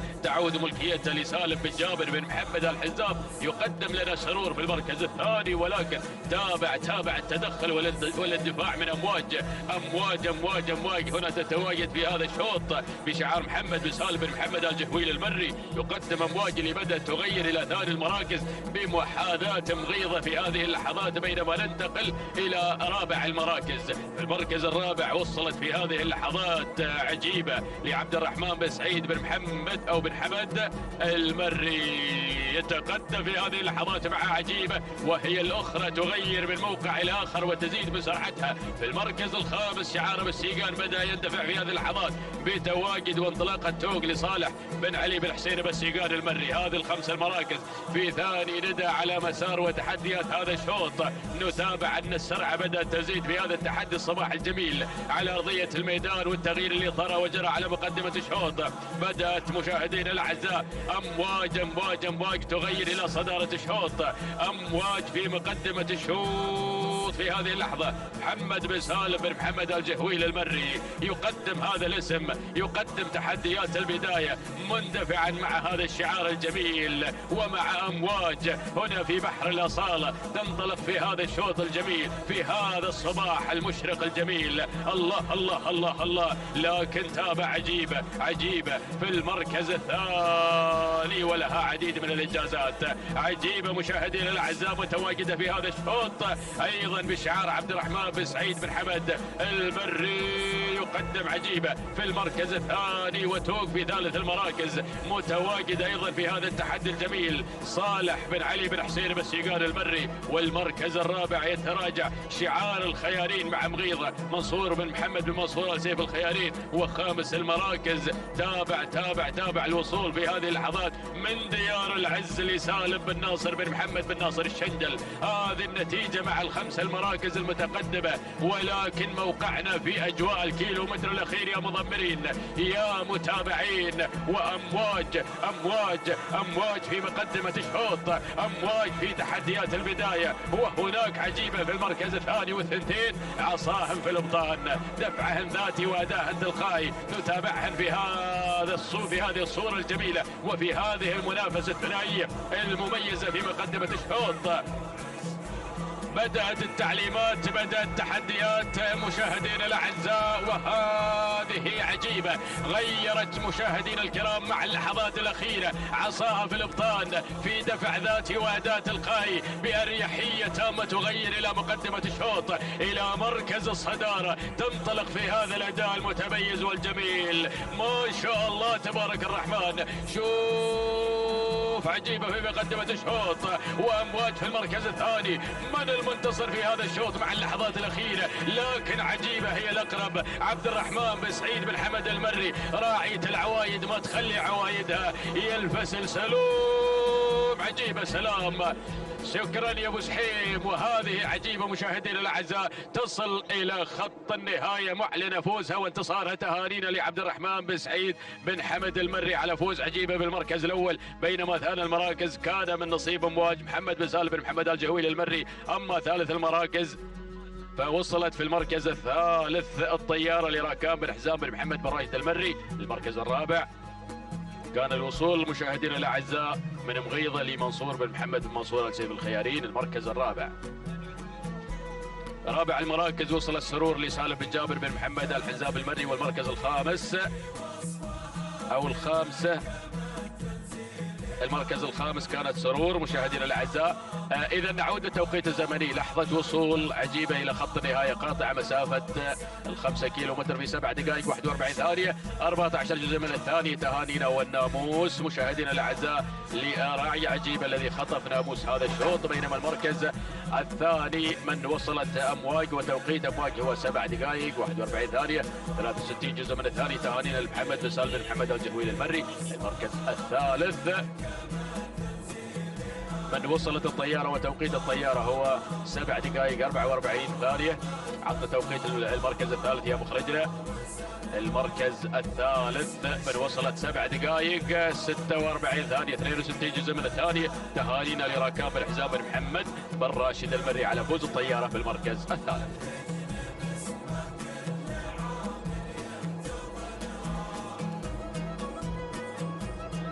بسم الله الرحمن الرحيم. أيها الحفل الكريم مشاهدينا متابعينا الكرام، أسعد الله صباحكم وجميع أوقاتكم بكل خير ومحبة وسلام من هنا من أرضية ميدان التحدي لسباقات الهجن العربية الأصيلة. يتواصل بنا اللقاء ضمن تحديات ومنافسات السباق المحلي الثالث، وانطلاقة أيضا أشواط الإذاع سن الإبداعي والإمتاع. نسير مع شوطنا العاشر الذي يحمل لنا أيضا شوط خاص بالقعدان. نسير مع هذه الأسماء الكبيرة والشعارات المميزة الحاضرة والمنطلقة هنا في هذا الانطلاق المميز والجميل. مباشرة مع البداية مع المركز الأول، أول الأسماء الحاضرة والمنطلقة هنا مع بداية هذا الشوط. البداية مع مفوض لهجن السيلية من يتقدم هنا في هذا الانطلاق الرائع والجميل. بينما المركز الثاني يتابع هناك الوصول من الشامخ خميس بن محمد بن خميس بن عويضة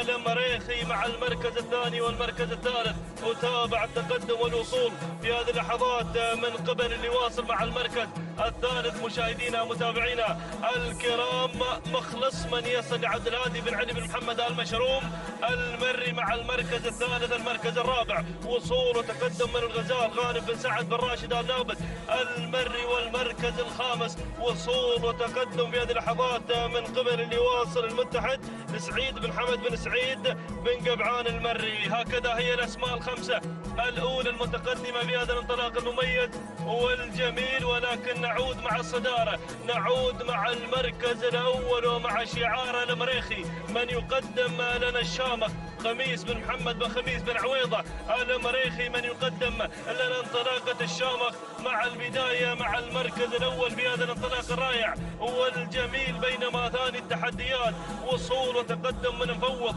لهجن السيلية من يتقدم مع المركز الثاني والمركز الثالث. وصول وقدوم من شعار المشروم من يقدم لنا أيضا انطلاقة مخلص عبد الهادي بن علي بن محمد المشروم المري. والمركز الرابع وصول وقدوم أيضا مشاهدينا الكرام من قبل المتحد لسعيد بن حمد بن سعيد بن قبعان المري مع المركز الرابع. خامس التحديات وصول وتقدم من بواج محماس بن سعيد بن علي الشيبة من يصل أيضا مقدما لنا انطلاقة بواج مع المركز الخامس. هكذا هي الأسماء الخمسة الأولى المتقدمة. ولكن نعود أيضا مع المريخي شعار هالي روضة راشد حاضرين في هذا الانطلاق الانطلاق المميز والجميل، ويقدمون لنا الشامخ خميس بن محمد بن خميس بن عويضة المريخي مع البداية مع المركز الأول في هذا الانطلاق الرائع والجميل، من يقود هذه الجموعة من القعدان المشاركة في هذا الانطلاق المميز وهذه الأعداد الكبيرة الحاضرة والمنطلقة هنا في هذا الانطلاق المميز والجميل الباحثة عن تسجيل نقطة صباحية مميزة ضمن هذا السباق، سباقنا المحلي الثالث، وأيضا في يومها الأخير في فترته الأولى، بينما نتابع المركز الثاني تقدم ووصول مشاهدينا الكرام من قبل مخلص لعبد الهادي بن علي بن محمد المشروم المري مع المركز الثاني. المركز الثالث وصول وتقدم مشاهدينا الكرام من قبل اللي واصلون في هذه اللحظات، وصول من قبل مشاهدينا الكرام من متحد سعيد بن حمد بن سعيد بن قبعان المري، ولكن يرصد التسلل من ميمنة الميدان من وصل في هذه اللحظات مشاهدينا الكرام، وصل وتقدم هنا أزهل لمحمد بن جابر بن صالح بن جابر الشرقي. يا سلام، من غير وانتقل مباشرة نحو صدارة نحو المركز الأول، بينما نتابع المركز الرابع وصول أيضا من اسم جديد يتدخل في هذه اللحظات مشاهدينا متابعين الكرام، من يصل في هذا الانطلاق المميز والجميل، ولكن هناك تواجد أيضا مع أيضا انطلاقة مشاهدينا الكرام أيضا الهيج من يصل لراشد بن محمد بن محمد المريزيق المري من يصل ويتقدم مع المركز الرابع والمركز الخامس. عودة مع الصدارة، نعود مع المركز الأول مع البداية. الله يا سلام، اللي غير وانتقل نحو صدارة هذا الشوط انتقالة مبكرة مع البداية مع المركز الأول في هذا المسار ازهل لمحمد بن جابر بن صالح بن جابر الشرقي، من يقدم لنا شعاره وتحدياته المميزة مع المركز الأول، بينما المركز الثاني وصول وتقدم في هذه اللحظات من قبل الهيج لراشد بن حمد بن محمد المريزيق المري، والمركز الثالث وصول وقدوم مشاهدينا الكرام من قبل اللي واصل ديباج إشعيل بن عبد الله بن عبد الهادي بن حمران المري، من يصل أيضا مع المركز الثالث.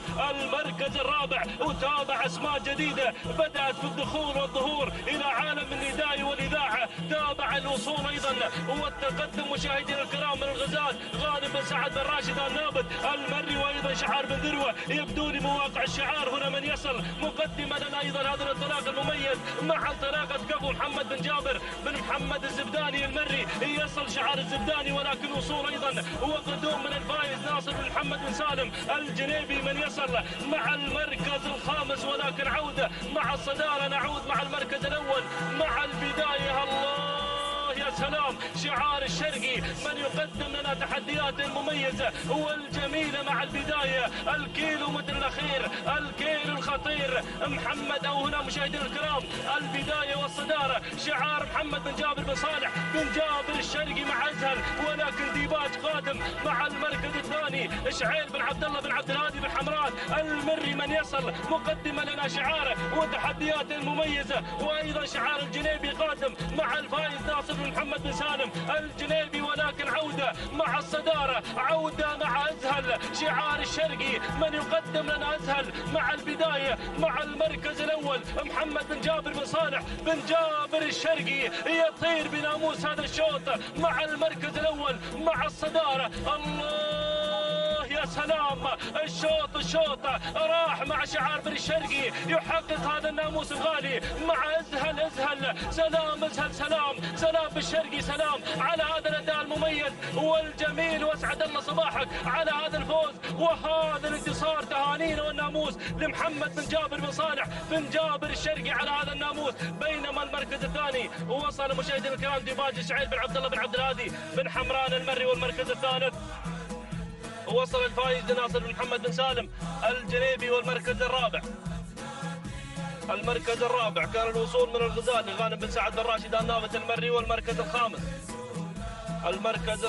وصل مع المركز الخامس الفائز لسنيد بن حمد بن سالم بن سنيد الدعية. هكذا مشاهدينا الكرام متابعين الأفاضل تابعنا هذا الشوط، ولكن أزهل كان حاضرا مع الموعد يهدي شعار بن الشرقي هذا الفوز وهذا الانتصار. تهانينا والناموس على هذا الفوز وهذا الانتصار. ومشكور يا مالك ازهل محمد بن جابر بن صالح بن جابر الشرقي من قدم لنا شعاره وقدم لنا ازهل مع الشوط العاشر 7 دقائق 38 ثانيه 76 جزء من الثانيه.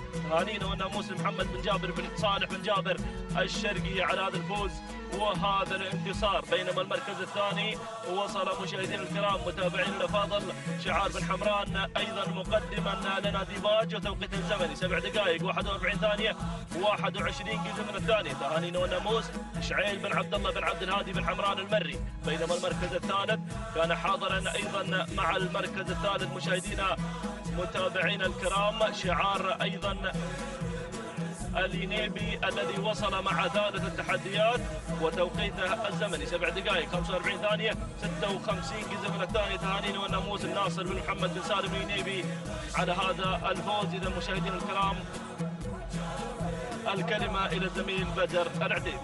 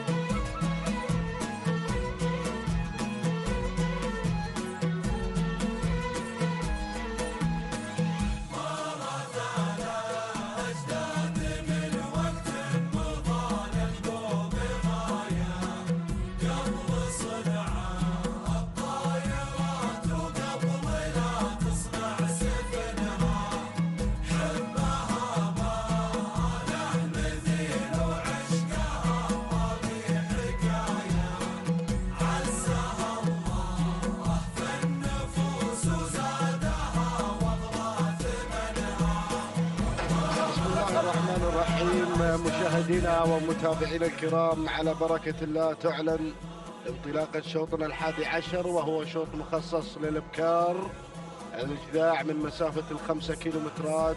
في هذا اليوم نتابع منافسات ضمن السباق المحلي الثالث في مرحلته الأولى. ينطلق مشاهدينا الأعزاء هذا الشوط حيث يحمل 44 مشارك في هذا الشوط. نتمنى لهم جميعا بالتوفيق والنجاح. نتابع المركز الأول ومقدمة هذا الشوط جيوش للسيد راشد بن هادي بن فيصل العجب الشهواني يحتل المركز الأول. بينما المركز الثاني نتابع في هذه اللحظات دروب للسيد محمد بن عبد الهادي بن سعيد بن ذروة المري على ثاني المراكز. وثالث المراكز نتابع القادمة والمنطلقة في هذه اللحظات بوح للسيد صالح بن حمد القمرة المري القادم في ثالث المراكز. والمركز الرابع نتابع سحابة لناصر بن محمد بن ناصر بن جبر النعيمي يحتل المركز الرابع. وخامس المراكز وخامس التحديات نتابع في هذه الانطلاقة فرق لسالم بن صالح بن محمد الكبيدة المري. هذه نتيجة مشاهدينا الكرام مع الخمس المراكز الأولى. ونذهب مباشرة إلى البداية لنتابع دروب من تدل درب الناموس جيدا. وهذا الشعار أيضا مشاهدينا الأعزاء شعار بن ذروة أحد الشعارات الخطيرة والمميزة في هذا العالم الساحر. محمد بن عبد الهادي بن سعيد بن ذروة البريدي المري على أول المراكز. المركز الثاني بوح شعار السندباد القطري صالح بن حمد القمرة المري يتواجد مع ثاني المراكز من خلال تواجد بوح على المركز الثاني. وثالث المراكز نتابع مشاهدينا الكرام جيوش لراشد بن هادي بن فيصل العجب الشهواني على ثالث المراكز. والمركز الرابع نتابع سحابة لناصر بن محمد بن ناصر بن جبر النعيمي على مستوى المركز الرابع. وخامس المراكز نتابع في هذا الوصول والانطلاق من قبل فرق لسالم بن صالح بن محمد الكبيدة المري. هذه النتيجة مشاهدينا الكرام لنداءنا الثاني مع الأسماء الخمسة الأولى المندفعة في هذا الشوط، وهناك أسماء لم يحن موعد تواجدها في عالم الإذاعة. نترقب دخول جديد على المراكز المتقدمة. نعود مباشرة مشاهدينا الأعزاء إلى الكادر الأعلى عبر قناة الريان الفضائية لنتابع شعار السندباد القطري صالح بن حمد القمرة المري على البداية مع بوع على الصدارة. نتابع مشاهدينا الأعزاء 3 مراكز في موقع واحد بقيادة بوح على البداية، بينما المركز الثاني دروم مع بن ذروة على ثاني المراكز للسيد محمد بن عبد الهادي بن سعيد بن ذروة البريدي المري على مستوى المركز الثاني وثالث المراكز. نتابع مشاهدينا الكرام جيوش للسيد راشد بن هادي بن فيصل العجب الشهواني يحتل المركز الثالث والمركز الرابع. شعار بن جبر ياتي مع سحابة على رابع المراكز للسيد ناصر بن محمد بن ناصر بن جبر النعيمي، بينما المركز الخامس فرق لسالم بن صالح بن محمد الكبيدة المري. هذه النتيجة مشاهدينا الكرام، هذه النتيجة للأسماء الخمسة الأولى، وهناك اسم جديد بدأ ينضم في دائرة الإذاعة. نتابع هذه الانطلاقة من قبل برهان السيد سالم بن عامر بن راشد بن سعيد المدهوش يتسلل من مركز إلى مركز. هذه النتيجة مشاهدينا الكرام مع الأسماء الخمسة الأولى الفايف ستار على البداية. نعود مباشرة إلى الصدارة لنتابع الأمور اللي غيرت في هذه اللحظة. غيرت برهان على الصدارة، برهان للسيد سالم بن عامر بن راشد بن سعيد المدهوش يغير من الخامس حتى المركز الأول. شعار المدهوش يتواجد على البداية. المركز الثاني نتابع مشاهدينا الكرام شعار بن جبر بدأ يشكل الخطر مع المركز الثاني من خلال تقدم شعاره على ثاني المراكز مع سحابة ناصر بن محمد بن ناصر بن جبر النعيمي. والمركز الثالث تتواجد في دروب لمحمد بن عبد الهادي بن سعيد بن ذروة البريدي المري، بينما المركز الرابع نتابع الوصول والانطلاق في هذه اللحظات. وصلت فرق سالم بن صالح بن محمد الكبيدة المري، بينما المركز الخامس نتابع مشاهدينا الكرام شودة حامد بن علي بن مايق الأحبابي، ولكن هنا اللي غيرت شرارة فيصل بن جهوي بن سالم البحيح المري القادم في هذه اللحظات، وأيضا القادم أحلى في هذا التحدي. يا سلام يا هذا الشوط الظبي سالم بن هضبان بن حمد بن سعيد المري قادم بكل قوة مع خامس المراكز. هذه النتيجة مشاهدينا الكرام، ونعود بحضراتكم إلى شعار المدهوشي مع برهان سالم بن عامر بن راشد بن سعيد المدهوشي. يقدم لنا برهان بهذا الانطلاق الكبير وفي هذا الحضور المميز 1200 المدهوشي 1200 على الفوز، ولكن القادم الظبي الفلا. شعار أيضا سالم بن هضبان بن حمد بن سعيد المري بعد ثاني المراكز، ولكن القادمة مشاهدينا الكرام نتابع الوصول والانطلاق والتحدي من قبل وزن تصل لأول نداء محمد بن سالم بن محمد بن عسيكر المري، بينما المركز الرابع أرى وتابع القادمة في هذه اللحظات سحابة للسيد ناصر بن محمد بن ناصر بن جبر النعيمي، والشعار البريدي قادم أيضا من خلال تقدم كود حمد بن جر الله بن علي بن حسين البريدي. ولكن نذهب إلى البداية، نذهب إلى ركب الصدارة إلى المدهوشي بدون أي أوامر ولا تعليمات. هذه برهان على الصدارة، برهان مشاهدين الأعزاء تعزز الموقف بهذا الانطلاق الكبير، وتنطلق في البداية مع شعار المدهوشي سالم بن عامر بن راشد بن سعيد المدهوشي يقدم لنا حمد بن سالم بن محمد بن عسيكر المري. يتسير مباشرة إلى البداية، يحمل الرقم 1 وهو في المركز الأول، ينطلق في صدارة هذا الشوط مع انطلاقة وزن مشاهدينا الأعزاء تحقق الناموس وتهديها إلى مالكها حمد بن سالم محمد بن عسيكر المري. هذا الناموس مميز بدون أي أوامر ولا تعليمات العصافرة الابطال. سلام يا بن عسيكر، سلام على هذا الأداء الكبير مع وزن وتهانينا وألف مبروك على هذا الفوز. المركز الثاني برهان مع المدهوشي سالم بن عامر بن راشد بن سعيد المدهوشي. المركز الثالث حلت فيه مشاهدينا الكرام زعزعة لخليفة بن عبد الله العطية. المركز الرابع وصلت فيه مشاهدينا الاعزاء الظبي لسالم بن هضاب بن حمد بن سعيد المري. المركز الخامس وصلت فيه مشاهدينا الكرام سحابه لناصر بن محمد بن ناصر بن جبر النعيمي. اذا مشاهدينا الاعزاء تهانينا والناموس لمالك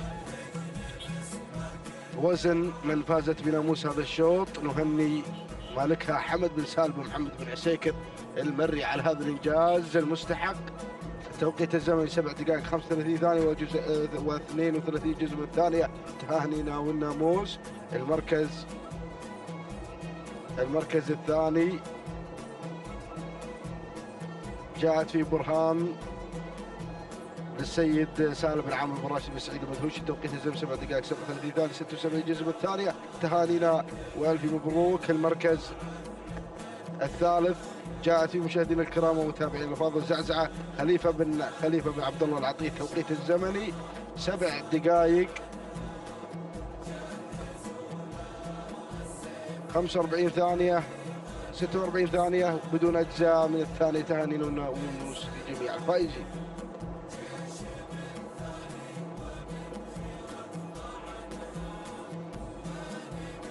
السلام عليكم ورحمة الله وبركاته أيها الأخوة مشاهدينا ومتابعينا الكرام. انطلق الشوط الثاني عشر والمخصص للجذاع القعدان. هي أيضا تتابعون هذه الاندفاع وانطلاقة هذا السن وسن الجذاع هنا، والمسافة هي 5 كيلومترات.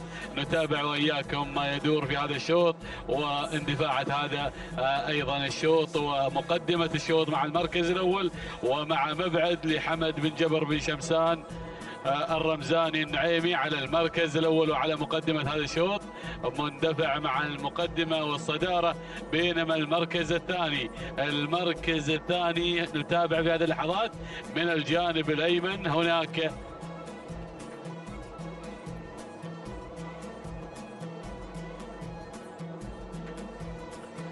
المركز الثاني. لحظات لنتعرف على صاحب المركز الثاني في هذه اللحظات. نتابع هناك أيضا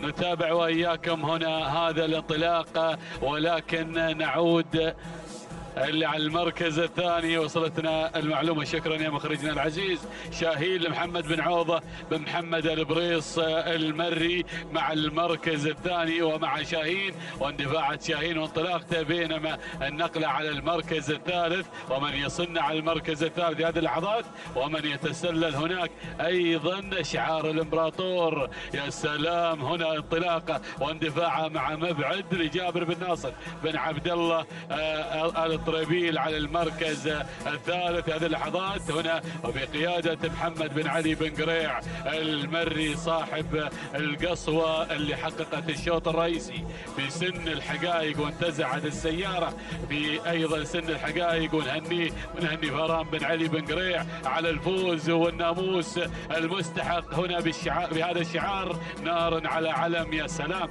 يا الامبراطور. هنا في هذه اللحظات نتابع هذه الأسماء والمنطلقة ونعود إلى رابع المراكز مع شعار أيضا النعيمي قادم مع المركز الرابع واندفاعته هنا في هذه اللحظات اللي هو الواصل لراشد بن ناصر بن راشد الجبر النعيمي على المركز الرابع. المركز الخامس يا سلام، المركز الخامس هناك المركز الخامس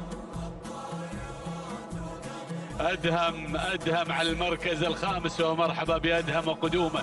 أدهم لعبد الله بن جار الله البخيت، هو أدهم اللي على المركز الخامس صاحب السجلات الحافلة، هو أدهم متواجد وبرفقته أيضا هنا في هذا الشوط من يرافق أدهم بانطلاقته مع المركز الخامس. هذه النتيجة مع الخمس المراكز الأولى، وأيضا قدوم آخر مع الوصول هنا في هذه اللحظات. نتابع اللي وصل بشعار بن سفران سياف لعبد الله بن مسفر بن سفران. يا سلام مع هذا القعود اللي بدأ يتسلل ومعودنا دائما سياف بانطلاقاته انه دائما وابدا يندفع ايضا، وسجله ايضا حافل. سياف اللي انطلق وغير الى المقدمه مباشره. هناك المركز الاول سياف لعبد الله بن مسفر بن سفران. المركز الثاني نتابع في هذه اللحظات القدوم هنا، وايضا الوصول مع مبعد لجابر بن ناصر بن عبد الله الطريبيل على المركز الثالث في هذه اللحظات، بينما اللي تسلل على المركز الثاني. وقدوم هنا نتابع في هذه اللحظات الواصل لراشد بن ناصر بن راشد الجبر النعيمي مع المركز الثاني في هذه اللحظات. المركز الثالث اللي بدأ يتسلل ويتدخل في هذه اللحظات نتابع هياض حمد بن محمد بن صالح الراشدي قادم في هذه اللحظات. أدهم على المركز الرابع، أدهم قادم لعبد الله بن جار الله البخيت على المركز الرابع. المركز الخامس من يتأخر قليلا هنا نتابع في هذه اللحظات اللي هو مبعد، لكن هنا في هذه اللحظات نعود إلى المقدمة وإلى الصدارة. مع المقدمة هناك نتابع في هذه اللحظات قدوم والدفاع أيضا على المركز الأول بين سياف وما بين اللي قادم. هنا نتابع في هذا هياض حمد بن محمد بن صالح الراشدي في هذه اللحظات.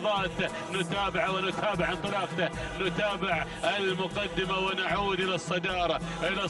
يا سلام على هذا الاندفاع مع سياف ومع هياض وسياف وأدهم في المركز الثالث. أيضا ارصدون اللي قادم في هذه اللحظات اللي واصل حمل الرقم 25. هناك مشهور قادم عايض بن محمد بن سعد ألف هيدة قادم مع المركز الرابع في هذه اللحظات. المركز الخامس ومن يصلنا على خامس المراكز نتابعه في هذه اللحظات، والوصول من شواش فالح بن راشد الهاجري. ولكن نعود الى صراع المقدمة ما بين سياف وهياض في هذه اللحظات.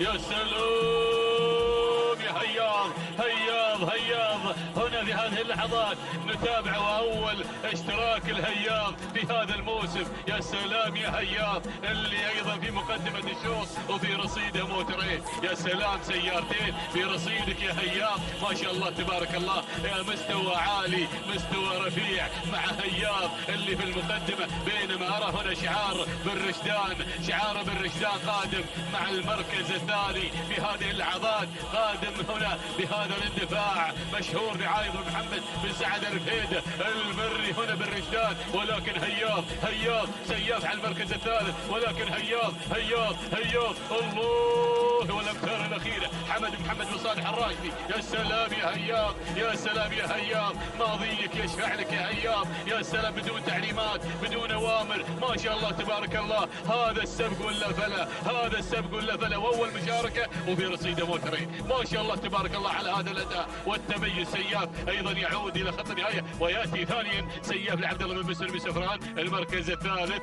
وصل هنا مشهور عايض بن محمد بن سعد الفهيدة هنا بن رشدان. المركز الرابع وصلنا اللي هو شواش فالح بن راشد بن فالح الساعي الهاجري. المركز الخامس كفو لعلي بن جابر بن حمد بن مسعود المسعود. يا سلام يا هذا الشوط، يا سلام يا هياض اللي وصل الى خط النهايه. توقيت الزمني 7 دقائق 43 ثانيه 21 جزونه ثانيه. تهانينا لمالك هياض، وهذا هو هياض العوايد مع حمد بن محمد بن صالح بن بخيت الراشدي. تهانينا والناموس. المركز الثاني وصل سياف، توقيت الزمن 7 دقائق 43 ثانيه 91 جزونه ثانيه. تهانينا والناموس لمالكه عبد الله بن مسر بن سفران. المركز الثالث وصل هنا ايضا اللي هو مشهور توقيت الزمن 7 دقائق 44 ثانيه و36 جزء من الثانيه. تهانينا لعايض محمد بن سعد الفيده المري.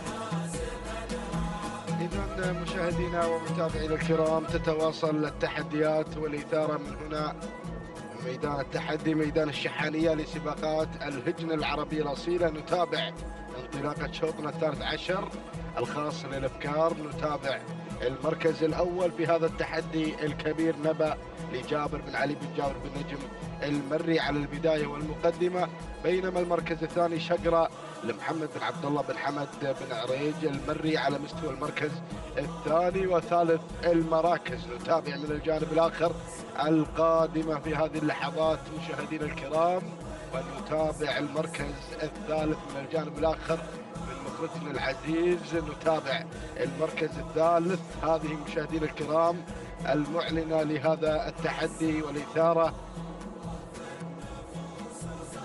على مستوى المركز الثالث، الشعار الأصفر القادم بكل قوة والمعلن لهذا الانطلاق. هذه مشاهدينا الأعزاء العنود لعبد الله بن سالم بن عبد الله المري يحتل المركز الثاني أو الثالث، بينما المركز الرابع نتابع هنا مشاهدينا الكرام لتحمل رقم 24 شديدة لغانم محمد.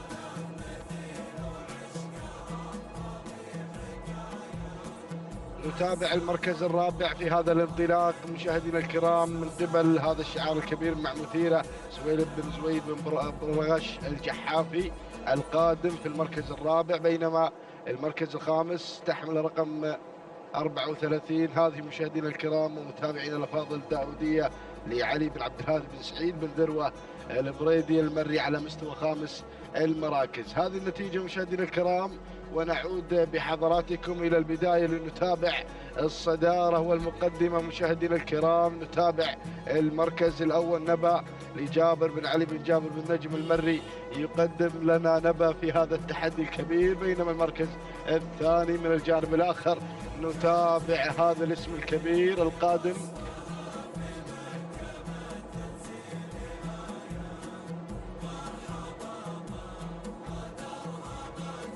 المركز الثاني عليه أكثر من رقم. نتابع مشاهدينا الكرام هذه الشيذمان لعلي بن عبد الله بن راشد الزعبي على مستوى المركز الثاني، أو مشاهدينا الكرام هذه اللي تحتل المركز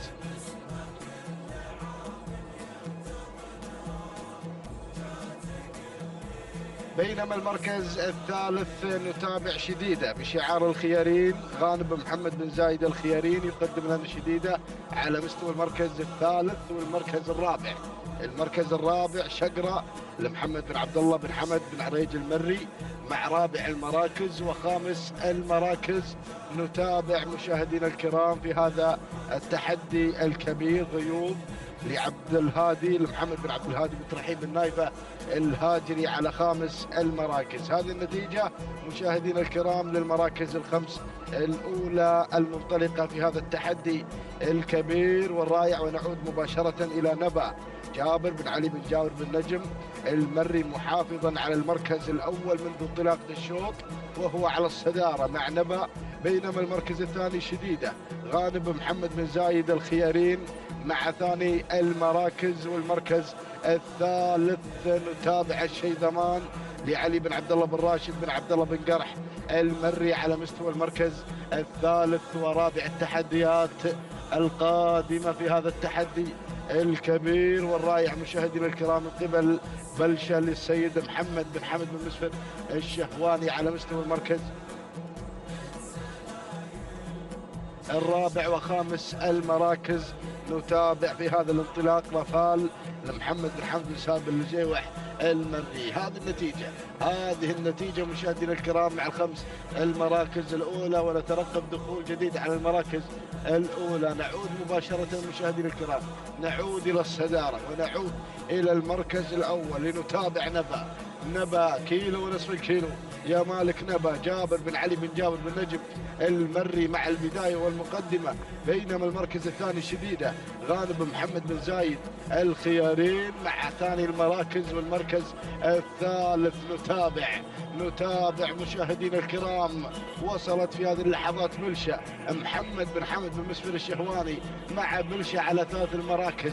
المركز الرابع رفال للسيد محمد بن حمد بن سالم الجيوعي المري وشعار من مانعة. بدأ يتقدم في هذه اللحظات مع الضبا محمد بن سالم بن محمد بن مانعة المري على مستوى المركز الخامس. هذه النتيجة مشاهدينا الكرام مع الأسماء الأولى المتقدمة في هذا الشوط. الكيلو المتر الأخير، الكيلو الخطير، يا سلام. نتابع الأسماء المميزة. نبا على الصدارة، نبا مع المقدمة. جابر بن علي بن جابر بن نجم المري يقدم للنبا على مقدمة هذا الشوط. شديدة في المركز الثاني للسيد غانم بن محمد بن زايد الخيارين، بينما المركز الثالث أتابع القدوم من قبل بلشة مع المركز الثالث بشعار الشهواني القادم من المراكز الخلفية. محمد بن حمد بن مسفر الشهواني يقدم لنا بلشة في ثلاث المراكز، بينما المركز الرابع وصلت في هذه اللحظات مشاهدينا الكرام، وصل شعار العطية ليقدم لنا لؤلؤة عبد العزيز بن خالد بن عبد الله العطية. ولكن القادمة في هذه اللحظة العنود عبد الله بن سالم بن عبد الله النابت المري يقدم العنود. بينما نتابع هذه التحديات في الامتار الاخيره، يا سلام، الله الله الله. نتابع المركز الاول، نتابع لؤلؤة على الصداره، غيرت مباشره، ولكن من الجانب الاخر نبا تعود الى المركز الاول وتعلن القبضه بناموس هذا الشوط. جابر بن علي بن جابر بن نجم المري يقدم نبا. انطلقت نبا الى الفوز، الى الناموس. تهانينا والف مبروك على هذا الفوز. تهانينا على فوز نبا بالمركز الاول. المركز الثاني جاءت فيه مشاهدينا الكرام العنود لعبد الله بن سالم بن عبد الله النابت المري. المركز الثالث جاءت فيه مشاهدينا الكرام لؤلؤة لعبد العزيز بن خالد بن عبد الله العطية. المركز الرابع وصلت فيه مشاهدينا الكرام صواب لحمد بن راشد بن محمد بن زقيب المري. المركز الخامس وصلت فيه شديدة لغانم بن محمد بن زايد الخياري. إذا مشاهدي الأعزاء التوقيت الزمني لصاحبة المركز الأول نبا لمالكها جابر بن علي بن جابر بن نجم المري 7 دقائق 46 ثانية 12 جزء من الثاني. تهانينا والف مبروك على هذا الفوز الجميل والرائع. بينما المركز الثاني جاءت فيه مشاهدي الكرام العنود لعبد الله بن سالم بن عبد الله النابت المري 7 دقائق 47 ثانية 14 جزء من الثاني. تهانينا والف مبروك. بينما لؤلؤة في المركز الثالث مع العطية عبد العزيز بن خالد بن عبد الله العطية 7 دقائق 47 ثانية و29 جزء من الثاني. تهانينا والناموس لجميع الفائزين.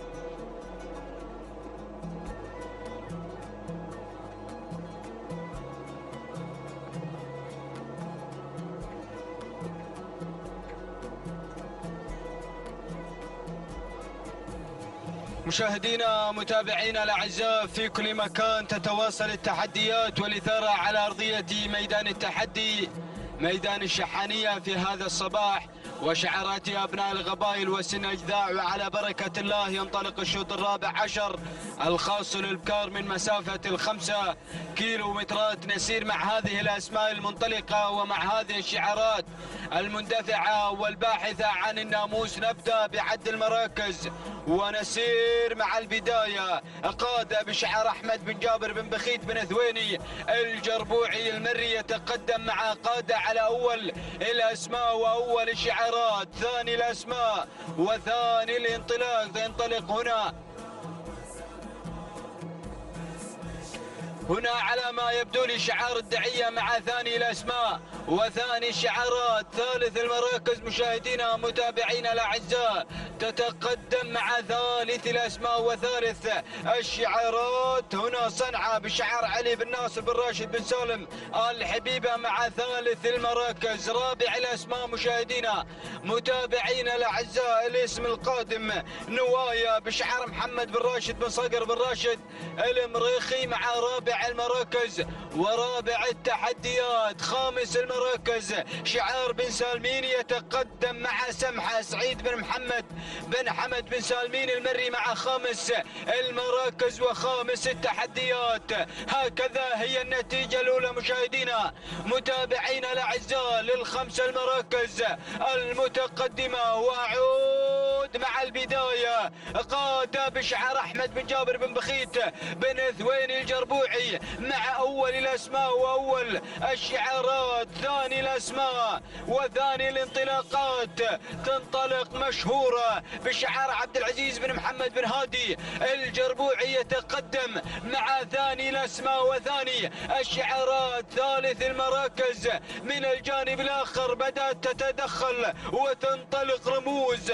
طاحوس بن وسام بن سلطان الهاجري يتقدم مع رموز غيرت رموز وانطلقت واستلمت زمام الأمور. ثاني الأسماء وثاني الشعارات شعار بن سالمين يتقدم ويقدم لنا سمحة سعيد بن محمد بن حمد بن سالمين المري مع ثاني الأسماء. ثالث المراكز القادمة والمنطلقة نوايا محمد بن راشد بن صقر بن راشد المريخي مع ثالث الأسماء. رابع المراكز مشهورة تتقدم بشعار عبد العزيز بن محمد بن هادي الجربوعي وخامس المراكز وخامس التحديات. من الجانب الآخر تتقدم وتنطلق القادمة الظبي فهيد بن محمد بن سعيد آل حريتم المري يقدم لنا الظبي على خامس المراكز. هكذا هي الأسماء مشاهدينا متابعينا الأعزاء للخمس المراكز المتقدمة والخمس الشعارات المندفعة. وهناك أسماء وشعارات خلف دائرة النداء ولذا نترقبها في الأمتار القادمة والأمتار الحساسة. نعود مع البداية نعود مع الهاجري ونعود هناك مع رموز. طاحوس بن وسام بن سلطان الهاجري يتقدم مع أول المراكز وأول التحديات. ثانيا بن سالمين قادم يتقدم مع ثاني الأسماء يقدم لنا سمحة سعيد بن محمد بن حمد بن سالمين المري مع ثاني المراكز وثاني الانطلاق. ثالثا القادمة عهد محمد بن ثاني بن عبد الله الهاملي مع ثالث المراكز. رابع الأسماء ورابع الانطلاق القادمة نوايا محمد بن راشد بن صقر بن راشد المريخي. وخامس المراكز القادمة مشهورة عبد العزيز بن محمد بن هادي الجربوعي. وايضا الاسم المتدخل غنايم راشد بن فرج بن صالح العويري المري مع خامس المراكز وخامس التحديات. ولكن البداية والمقدمة الهاجري بن وسام ينطلق مع رموز. طاحوس بن وسام بن سلطان بن سعد الهاجري مع أول الأسماء وأول الشعارات. ثاني المراكز بن سالمين يتقدم مع سمحة سعيد بن محمد بن حمد بن سالمين المري مع ثاني المراكز وثاني التحديات. ثالث المراكز القادمة والمنطلقة نوايا محمد بن راشد بن صقر المريخي مع ثالث المراكز. هناك الهاملي رابعا يتقدم مع رابع المراكز مع عهد. وخامس الأسماء القادمة والمنطلقة غنايم يا غنايم راشد بن فرج بن صالح المري. ولكن أجواء الكيلومتر الأخير أجواء الكيلو الخطير الله هي البداية. بن وسام على رأس حربة هذا الشوط ينطلق مع رموز. طاحوس بن وسام بن سلطان بن سعد الهاجري مع البداية. ثاني الأسماء بن سالمين مع سمحة سعيد بن محمد بن حمد بن سالمين المري وثالث المراكز غنايم راشد بن فرج بن صالح المري، ورابع المراكز القادمة نوايا محمد بن راشد بن صقر المريخي والبريدي قادم، وهجن السيلية قادمة تقدم لنا نوايد، ولكن بن سالمين انطلق مع الفوز والانتصار. بن سالمين يتقدم مع سمحة هجن السيلية قادمة مع نوايد، ولكن بن سالمين مع سمحة سعيد بن محمد بن حمد بن سالمين يتقدم، وعلي المالكي يراقب شعار بن سالمين. هجن السيلية مع نوايد تحاول اللحظات الأخيرة، ولكن بن سالمين مع الفوز والانتصار. تهانينا والناموس لسعيد بن محمد بن حمد بن سالمين، ومشكور يا علي المالكي من قدم لنا سمحة. ثاني الأسماء نوايد بشعار هجن السيلية. ثالث المراكز غنايم بشعار راشد بن فرج بن صالح المري، ورابع المراكز نوايا محمد بن راشد بن صقر بن راشد المريخي، وخامس المراكز عناية حمد بن جر الله بن محمد البريدي المري. مشاهدينا متابعينا الأعزاء، هكذا هي النتيجة للخمس المراكز المتقدمة. تهانينا والناموس لمالك سمحة سعيد بن محمد بن حمد بن سالمين المري. التوقيت الزمن ولا توصل إلى خط النهاية 7 دقائق 43 ثانية و56 جزءا من الثانية. تهانينا والناموس لسعيد بن محمد بن حمد بن سالمين المري على هذا الفوز وعلى هذا الانتصار. ثاني الأسماء آتت نوايد هجن السيلية 7 دقائق 45 ثانية و12 جزءا من الثانية. تهانينا والناموس لهجن السيلية. ثالث المراكز غنايم، والتوقيت زمن راح توصلها إلى خط النهاية 7 دقائق 47 ثانية و16 جزءا من الثانية. تهانينا والناموس لراشد بن فرج بن صالح المري، فتهانينا والناموس للجميع.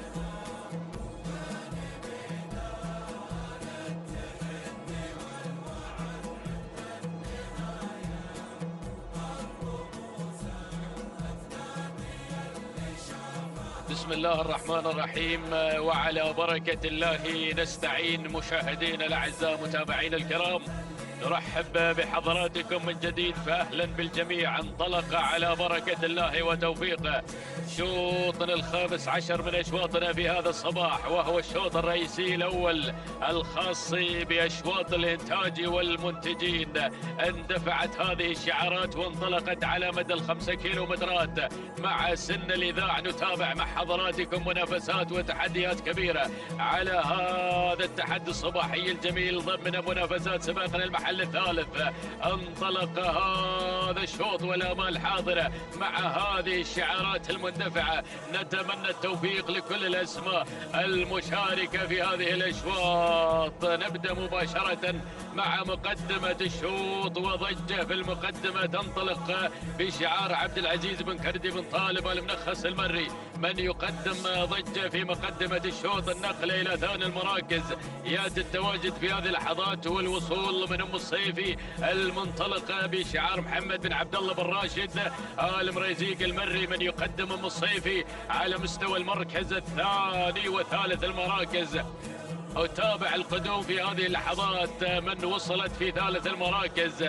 التقدم يأتي من العنود اللي خذت المركز الثالث. راشد بن محمد بن عبد الله الزقيب المري يقدم العنود على مستوى المركز الثالث، بينما في رابع المركز الرابع تصل في هذه اللحظات ربدة لعبد الله بن نهار بن ناصر بن ماجد النعيمي، يتقدم مع ربدة على مستوى المركز الرابع. وفي خامس المركز الخامس يتابع الوصول في هذه اللحظات أيضا من شعار حمد بن ترحيب بن محمد بن نايف الهاجري الذي بدأ يسير بتحدياته مع شديد. هذه نتيجتنا مع الخمس المراكز المتقدمة، الخمس المراكز المذاعة في أول ندى في هذا الشوط، مع أول أمتارنا في هذا التحدي الصباحي، مع هذا الشوط الرئيسي الرئيسي الأول الخاص بأشواط الإنتاج والمنتجين.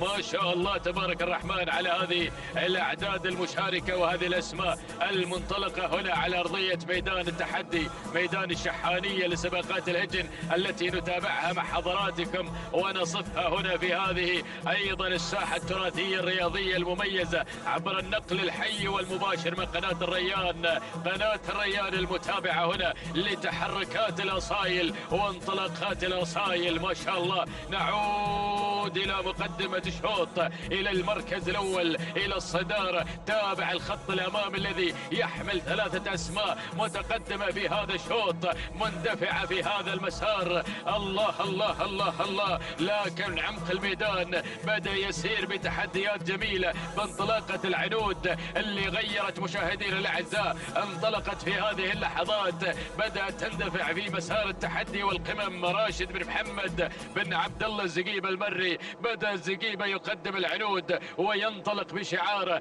على مستوى المركز الأول على سكان المقدمة، يقدم العنود في هذا الأداء الجميل. بينما المركز الثاني مصيفي انطلقت في هذه اللحظات على ثاني المراكز محمد بن عبد الله بن راشد المريزيق المري، ينطلق على مستوى المركز الثاني. وفي ثالث المراكز شعار المنخس بدأ هناك أيضا ينطلق على ثالث المراكز مع ضجة عبد العزيز بن كردي بن طالب آل منخس المري. وفي المركز الرابع، رابع المراكز وتابع شعار بن نايفة قادم مع شديدة على المركز الرابع في هذه اللحظات. حمد بن رحيب بن نايف الهاجري ينطلق على مستوى المركز الرابع. أما في خامس المراكز وصل اسم جديد، حروف قادمة بشعار حمد بن جار الله بن علي بن حسين البريدي، قادمة على المركز الخامس وتبغي أيضا هي الأخرى تسجل حروفها من ذهب في هذا الشوط.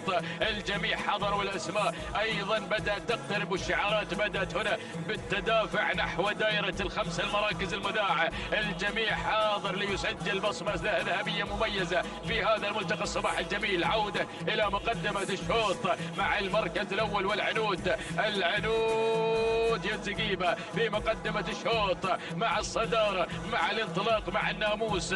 تقترب مشاهدينا الأعزاء من بوابة الكيلومتر الأخير، كيلو الصراع والنزاع، كيلو الناموس والانطلاق نحو خط النهاية. ولكن تابع الأداء الجميل من أم الصيفي اللي بدأت تزيد من السرعة، أم الصيفي اللي بدأت تنطلق. مشاهدينا الأعزاء محمد بن عبد الله بن راشد المريزيق المري يقدم أم الصيفي على مقدمة الشوط. العنود على المركز الثاني بشعار الزقيبة، ولكن حروف دعناها في المركز الخامس. هي تقترب مشاهدينا الأعزاء من مركز الصدارة، تنطلق على ثالث المراكز. حمد بن جار الله بن علي بن حسين البريدي، يلا يا البريدي جماهيرك يتابعونك. في المركز الرابع تابع شعار النعيم القادم في هذه اللحظات بتقدم واندفاعات مصيحة راشد بن ناصر بن راشد الجبر النعيمي وشديدة مع بنت رحيم في المركز الخامس. لكن العنود يا الزقيبة، الله الله الله الله الله الله. راشد بن محمد بن عبد الله الزقيبة المري ينطلق بالعنود في مقدمة الشوط. غيرت مع اللحظات الأخيرة مع الأمتار الذهبية. سلام يا العنود، سلام على الأداء المتميز، سلام على هذا الانطلاق الجميل. هذه العنود مشاهدينا الأعزاء انطلقت في هذا الشوط الرئيسي الأول وحضرت مع شعار الزقيبة لتؤكد هذا التواجد الصباحي. هنا مشاهدينا الأعزاء سلام العنود، سلام الزقيبة، سلام هذه العنود مشاهدينا الأعزاء. هنيا لك الإنتاج الطيب، سلام العنود، سلام تهانينا للزقيبة هذا الفوز والانتصار. راشد بن محمد بن عبد الله الزقيبة المري الذي خطب هذا الشوط الرئيسي الأول الخاص بالإنتاج والمنتجين. بينما المركز الثاني وصلت حروف حمد بن جار الله بن علي بن حسين البريدي. المركز الثالث الوصول كان من أم الصيفي لمحمد بن عبد الله بن راشد المريزيق المري. وفي المركز الرابع كان من نصيب مصيحة لراشد بن ناصر بن راشد الجبر النعيمي، بينما على خامس المركز الخامس كان من نصيب مزنه لعبد الله بن محمد بن سيف البوسعيد الهاجري. هذه نتيجتنا مشاهدينا الاعزاء، وعوده الى العنود وتوقيت العنود من ال5 كيلومترات، قطعت المسافه في 7 دقائق 40 ثانيه 81 جزء من الثانيه. تهانينا لراشد بن محمد بن عبد الله الزقيب المري على فوز العنود بالمركز الاول واختطاف ناموس هذا الشوط الرئيسي الاول. اول اشواط الانتاج والمنتجين، بينما حروف من وصلت بشعار البريدي على المركز الثاني قاطعه مسافه ال5 كيلومتر في 7 دقائق 43 ثانيه 54 جزءا من الثانيه. تهانينا والناموس لحمد بن جار الله بن علي بن حسين البريدي على انتزاع الحروف المركز الثاني. اما ثالث المراكز فحضرت مشاهدينا الاعزاء ام الصيفي بتوقيت 7 دقائق 44 ثانيه 84 جزءا من الثانيه. تهانينا والناموس لمحمد بن عبد الله بن راشد ال مريزيق المري.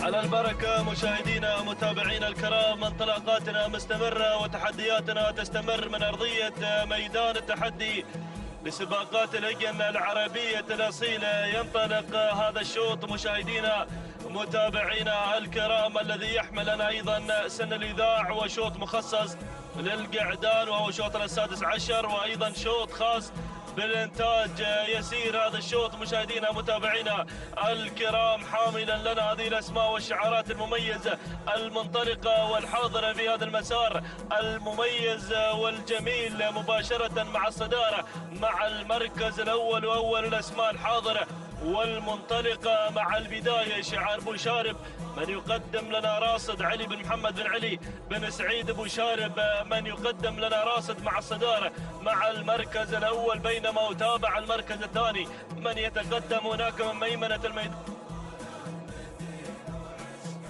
المركز الثاني مشاهدينا الكرام هنا مغادر لعبد الله بن راشد بن محمد الزقيب المري، ولكن ميمنة الميدان دخول وتقدم في هذه اللحظات من قبل شباب لعبد الله بن سالم بن مسلم بن جار الله آل نابت المري. والمركز الرابع او الثالث اللي واصل في هذه اللحظات هنا ايضا مروح لعبد العزيز بن كردي بن طالب ال منخس المري. وخامس التحديات من يتقدم هنا مشاهدينا الكرام متابعينا الاعزاء مبلش لعلي بن متلع بن مسلي المقاطي العتيبي، من يصل ايضا شعار العتيبي مقدما لنا انطلاقه مبلش مع المركز الخامس. هكذا هي الخمسه الاسماء الاولى المتقدمه في هذا الانطلاق المميز والجميل، والحاضره هنا ايضا والباحثه عن تسجيل نقطه صباحيه مميزه في هذا الانطلاق الرائع والجميل. ولكن نعود ايضا مع راصد مع البدايه علي بن محمد بن علي بو شارب من يقدم لنا شعاره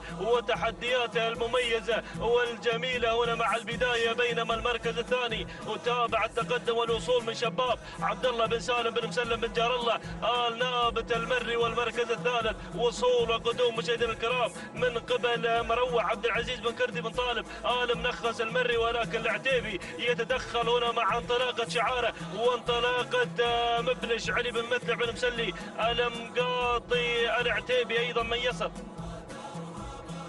إذا المشاهدين الكرام المركز الخامس وصول وتقدم في هذه اللحظات من اللي واصل في هذا الانطلاق المميز. يصل شعار الدعية مع الأسد لصالح بن علي بن سالم بن سنيد الدعية، يصل شعار الدعية أيضا بتحدياته المميزة والجميلة، وأيضا دخول من شعار الزقيبة مع مغادر عبد الله بن راشد بن محمد الزقيب المري، وأيضا شعار بن جبر حاضر في هذا الانطلاق المميز والجميل. مقدمة لنا ظبيان راشد بن ناصر بن راشد الجبر النعيمي. هكذا هي الأسماء الخمسة الأولى المتقدمة مشاهدينا متابعينا الكرام، لكن عودة مع الصدارة مع شعار بو شارب من يقدم لنا راصد مع المركز الأول علي بن محمد بن علي بن سعيد بو شارب من يقدم لنا تحدياته المميزة والجميلة مع البداية من يقود هذه المسيرة، لكن شعار الدعية يشكل الضغط هناك مع انطلاقة الأسد صالح بن علي بن سالم بن سنيد الدعية. والمركز الثالث وصول وقدوم مشاهدينا الكرام من مغادر عبد الله بن راشد بن محمد الزقيبة المري يبحث عن النقطة الثانية. هذا الشعار شعار الزقيبة مقدما لنا مغادر. بينما المركز الرابع وصول وتقدم من ظبيان راشد بن ناصر بن راشد الجبر النعيمي. والمركز الخامس وصول وتقدم ايضا اللي قادم مع المركز الرابع الخامس في هذه اللحظات مشاهدينا الكرام شعارك يا العتيبي راعي محازم. من يصل مقدما لنا ايضا مبلش علي بن متع بن مسلي المقاطي العتيبي من يتقدم لكن ينخطف في هذه اللحظات من قبل اللي واصل مشاهدينا الكرام. هنا مشرف ناصر بن ماجد بن محمد الجفاري النعيمي يصل ويتدخل الى عالم النداء والاذاعه لكن عوده مع الصداره. نعود مع شعار الدعيه الذي غير وانتقل نحو الصداره نحو المركز الاول. اذا البدايه مع الاسد صالح بن علي بن سالم بن سنيد الدعيه يقدم لنا هذا الاداء المميز والجميل. شوط رئيسي خاص بالانتاج القعدان الاذاع مشاهدينا الكرام. ولكن الدعيه هناك من يقدم لنا الاسد مع الصداره مع المركز الاول صالح بن علي بن سالم بن سنيد الدعيه يقدم لنا هذا الاداء. لكن ابو شارب يشكل الضغوطات ايضا مع انطلاقه راصد علي بن محمد بن علي بن سعيد ابو شارب. والمركز الثالث مغادر عبد الله بن راشد محمد الزقيبه المري. والمركز الرابع شعار بن جبر النعيمي. وايضا وصول يصل شعار بن عقيل مع الفاتن خالد بن طالب بن مسلم بن عقيل يصل بتحدياته المميزه والجميله. ولكن ايضا شعار العطيه يصل هنا في هذه اللحظات مقدما لانطلاقه شعاره المميز والجميل. إذا مشاهدينا الكرام نعود مع الصدارة نعود مع المركز الأول والبداية. الله يا سلام يا سلام. الشوط الأول الرئيسي للإنتاج إلى أين يتجه هنا من بين هذه الشعارات. ولكن الأسد صالح بن علي بن سالم بن سنيد الدعية أبو شارب أيضا قادم والزقيبة وبن عقيل والعطية ولع الشوط ولع. ولكن الدعية مع الأسد صالح بن علي بن سالم بن سنيد الدعية. ولكن ابو شارب مع راصد يا راصد. هنا شعار ابو شارب يقدم لنا راصد علي بن محمد بن علي بن سعيد. ابو شارب ينطلق مع الشوط الاول الرئيسي للانتاج يقدم لنا هذا الاداء المميز. والتهنئه للزميل المخرج علي بن محمد بو شارب في المانيا الاتحاديه. اذا نوجه هنا التهاني من ميدان الشحانيه الى المانيا اليك يا علي بن محمد بو شارب والى حمد بن محمد بو شارب والى الوالد محمد بن علي بو شارب. تهانينا والناموس. سلام بو شارب سلام وسلام راصد على هذا الاداء المميز والجميل. قف يا خط النهايه مرحبا براصد. سلام راصد سلام بو شارب على هذا الاداء المميز والجميل. المركز الثاني يصل الاسد صالح بن علي بن سالم بن سنيد الدعيه. والمركز الثالث وصول من الفاتن لخالد بن طالب بن مسلم بن عقيل. المركز الرابع وصل مثير لخليفة بن علي بن حمد العطية. المركز الخامس وصل مغادر عبد الله بن راشد بن محمد الزقيبة المري. هكذا مشاهدينا الكرام متابعينا الافاضل شوط رئيسي خاص بالقعدان الانتاج الاذاع. ولكن كان حاضرا شعار ايضا ابو شارب كما عودنا وعود جماهيره. وايضا راصد الذي يحضر بسجل حافل بالانتصارات والنواميس. تهانينا والناموس على هذا الفوز وهذا الانتصار. ايضا التوقيت الزمني لحظه وصول الى خط النهايه معلنا هذا الفوز وهذا الانتصار 7 دقائق 41 ثانيه 9 اجزاء من الثانيه. تهانينا والناموس لعلي بن محمد بن علي بن سعيد ابو شارب على هذا الفوز وهذا الانتصار. بينما المركز الثاني وصل مشاهدينا الكرام متابعينا الافاضل مع المركز الثاني في هذه اللحظات. المركز الثاني الاسد وتوقيت الزمني 7 دقائق 44 ثانيه 53 جزء من الثاني. تهانينا والناموس صالح بن علي بن سالم بن سنيد الدعيه. بينما المركز الثالث وصل شعار بن عقيل وتوقيتها الزمني 7 دقائق 45 ثانيه 91 جزء من الثاني. تهانينا والناموس الخالد بن طالب بن مسلم بن عقيل على هذا الفوز وهذا الانتصار.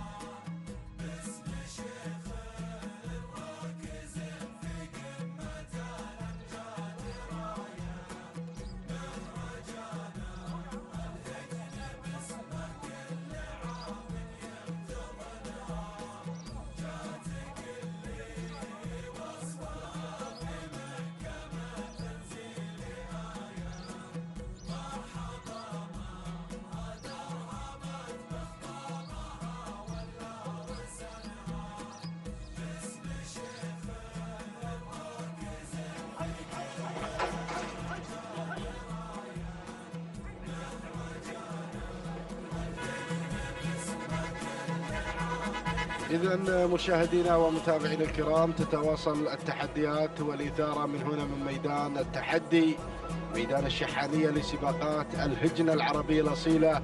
نتابع انطلاقة شوطنا السابع عشر الخاص للابكار اجزاء ضمن اشواط الانتاج. نتابع مشاهدينا الكرام المركز الاول الشاذليه لبخيت بمحمد بن كردي منخس المري على بدايه هذا الشوط، يقدم لنا الشاذليه، بينما المركز الثاني القادمه سلام لهزاع بن حمد بن صالح بشريده العذبه المري، ولكن نتابع تسلل في هذه اللحظات من قبل ذهيبه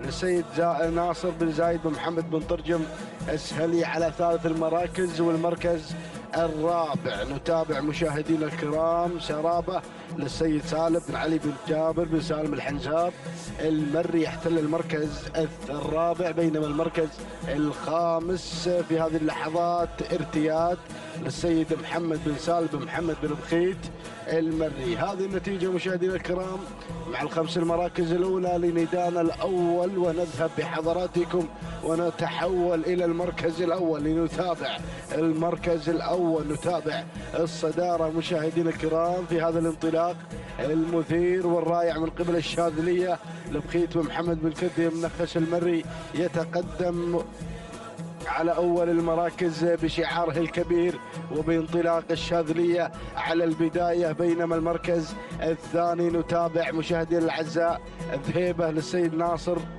بن زايد ومحمد بن ترجم السهلي على ثاني المراكز مع ذهيبة، والمركز الثالث سلام لهزاع بن حمد بن صالح بشريده العذبة المري يحتل المركز الثالث. والمركز الرابع، المركز الرابع نتابع هذا الانطلاق الكبير على مستوى رابع المراكز سرابة لسالم بن علي بن جابر بن سالم الحنزاب المري على مستوى المركز الرابع، بينما المركز الخامس خامس التحديات نتابع مشاهدينا الكرام اللي تحمل رقم 33 القادمة في هذه اللحظات الكاسبية لسعود بن عبد الله بن أحمد النعيمي. هذه النتيجة مشاهدينا الكرام مع الأسماء الخمسة الأولى لميدان الثاني، لنتابع هذه الانطلاقة الكبيرة في أشواط الإنتاج ضمن تحديات السباق المحلي الثالث. نتابع منافسات مميزة وتحديات جميلة على أرضية ميدان التحدي. نتابع الشاذلية ونعود مع تحديات الشاذلية على الصدارة. الشاذلية مشاهدينا الكرام للسيد بخيت بن محمد بن كردي المنخس المري على البداية مع الشاذلية، بينما المركز الثاني ذهيبة مشاهدي الأعزاء ذهيبة للسيد ناصر بن زايد بن محمد بن ترجم السهلي على المركز الثاني. والمركز الثالث سلام لهزاع بن حمد بن صالح بشريده العذبة المري على مستوى المركز الثالث. والمركز الرابع، المركز الرابع سرابة سالم بن علي بن جابر بن سالم الحنزاب المري يتواجد على مستوى رابع المراكز، بينما المركز الخامس نتابع هذه المعركة المميزة، نتابع هذه الانطلاقة مع الكاسبية سعود بن عبد الله بن أحمد النعيمي على مستوى المركز الخامس. هذه النتيجة مشاهدينا الكرام، ونعود إلى المركز الأول إلى الشاذلية منذ انطلاقة الشوط وهي على الصدارة بشعار المنخس القادم بتحديات الشاذلية على البداية. بخيت محمد بن كردي منخس المري يتواجد في المركز الأول، ولكن ذهيبة بدأت تغير وتنطلق في أول المراكز لناصر بن زايد بن محمد بن ترجم السهلي، ولكن نتابع المركز الثالث الوصول من سرابة سالم بن علي بن جابر بن سالم الحنزاب يتقدم على المركز الثالث، بينما المركز الرابع سلام لهزاع بن حمد بن صالح بشريده العذبة المري، بينما الدخول في هذه اللحظات من قبل هذا الشعار المميز القادم مع الكاسبية سعود بن عبد الله بن أحمد النعيمي. ونتابع كذلك مشاهدي الكرام وصل في هذا التحدي شعار بمريزيق من واقع الشعار يتقدم من عمق الميدان ليعلن هذا التحدي أو هذا شعار محمد بن سالم بن محمد بن بخيت المري مع ارتياد على مستوى المركز الخامس إلى المركز الثالث. هذه النتيجة مشاهدينا الكرام، والسيل الجارف القادم من المراكز الخلفية. أرى أسماء قوية وشعارات مميزة قادمة لا محالة مشاهدينا الأعزاء، ولكن نذهب إلى ركب الصدارة لنتابع المعركة الطاحنة في هذا الشوط. نتابع سرابة تتسرب على المركز الأول سالم بن علي بن جابر بن سالم بن حزاب المري، ولكن نتابع الله يا القادمة. ارصد يا مخرجنا العزيز، نتابع القادمة من الجانب الآخر. سلام هزاع بن حمد بن صالح بشريدة، وكذلك هجوم مكثف من قبل الكاسبية سعود بن عبد الله بن أحمد النعيمي، وكذلك مشاهدي الأعزاء سلهودة سيف بن سعيد بن سيف الجفالي النعيمي. بينما المركز الخامس أتابع القادمة في هذه اللحظة الشاذلية مسعود بن ناصر بن سالم بن فيد المكسور على خامس المراكز. هذه النتيجة مشاهدينا الكرام 1200 عن الفوز عن الناموس الكبير. يا سلام يا سلام يا سلهودة على البداية. سلهودة مشاهدينا الكرام للسيد سيف بن سعيد بن سيف الجفالي النعيمي الكيلو المتر الاخير. يا سلام يا سلام يا هذا التحدي. ذهيبه في ثاني المراكز ناصر بن زايد بن محمد بن طرجم السهلي. اذا مشاهدينا الاعزاء المعركه القويه في هذا الشوط المميز، اشواط الانتاج والمنتجين. نتابع المركز الثالث، نتابع شعار المكسور بدا ينضم مشاهدينا الاعزاء مع الكوكب الثلاثيه في هذا التحدي مع الشاذليه مسعود بن ناصر بن سالم بن فيد المكسور على ثلاث المراكز. ولكن نذهب الى الصداره. سلهودة مشاهدينا الكرام، سلهودة على البدايه. سيف بن سعيد بن سيف الجفالي النعيمي يقدم سلهودة، ينطلق بالصداره، ينطلق بناموس هذا الشوط. سلام يا سلهودة، سلام يا النعيمي، سلام على هذا الاداء الكبير مع سلهودة على الصداره. سلهودة مشاهدينا الاعزاء لسيف بن سعيد بن سيف الجفالي النعيم يخطف هذا الناموس المميز ويسجل نقطة صباحية في ميدان التحدي. يا سلام يا سلهودة، إذا أعلنت الفوز، أعلنت الناموس تحمل الرقم 5 وفي مسافة 5 كيلومترات. هذه سلهودة مشاهدينا الأعزاء تحقق المركز الأول وتنطلق بناموس هذا الشوط. نهني مالكها سيف بن سعيد بن سيف الجفاري النعيمي على هذا الفوز ولحظات الوصول والعبور الى خط النهايه. تهانينا والف مبروك. المركز الثاني جاءت فيه وضوح لعبد الله بن سعيد بن تخيب وصلع المري. المركز الثالث وصلت فيه الشاذليه لمسعود بن ناصر بن سالم بن فيد المكسور. المركز الرابع جاءت فيه مشاهدينا الكرام ذهيبه لعلي بن طويرش بن محمد الوهيبي. المركز الخامس جاءت فيه شواهين لجار الله بن محمد بن حمد بن سالمين المري. اذا مشاهدينا الاعزاء نعود بالتوقيت الزمني ولحظه وصول سلهودة الى خط النهايه. تهانينا والناموس لسيف بن سعيد بن سيف الجفالي النعيمي 7 دقائق 43 ثانيه و23 جزء من الثانيه. تهانينا والناموس. بينما المركز الثاني حلت فيه مشاهدينا الكرام ومتابعينا الافاضل، حلت فيه وضوح لعبد الله بن سعيد بن تخيل بصلعه المري والتوقيت الزمني 7 دقائق 46 ثانيه 93 جزء من الثانيه. تهانينا والناموس. بينما الشاذليه حققت المركز الثالث لمسعود بن ناصر بن سالم بن فهد المكسور 7 دقائق 47 ثانيه 21 جزء من الثانيه. تهانينا والناموس لجميع الفائزين.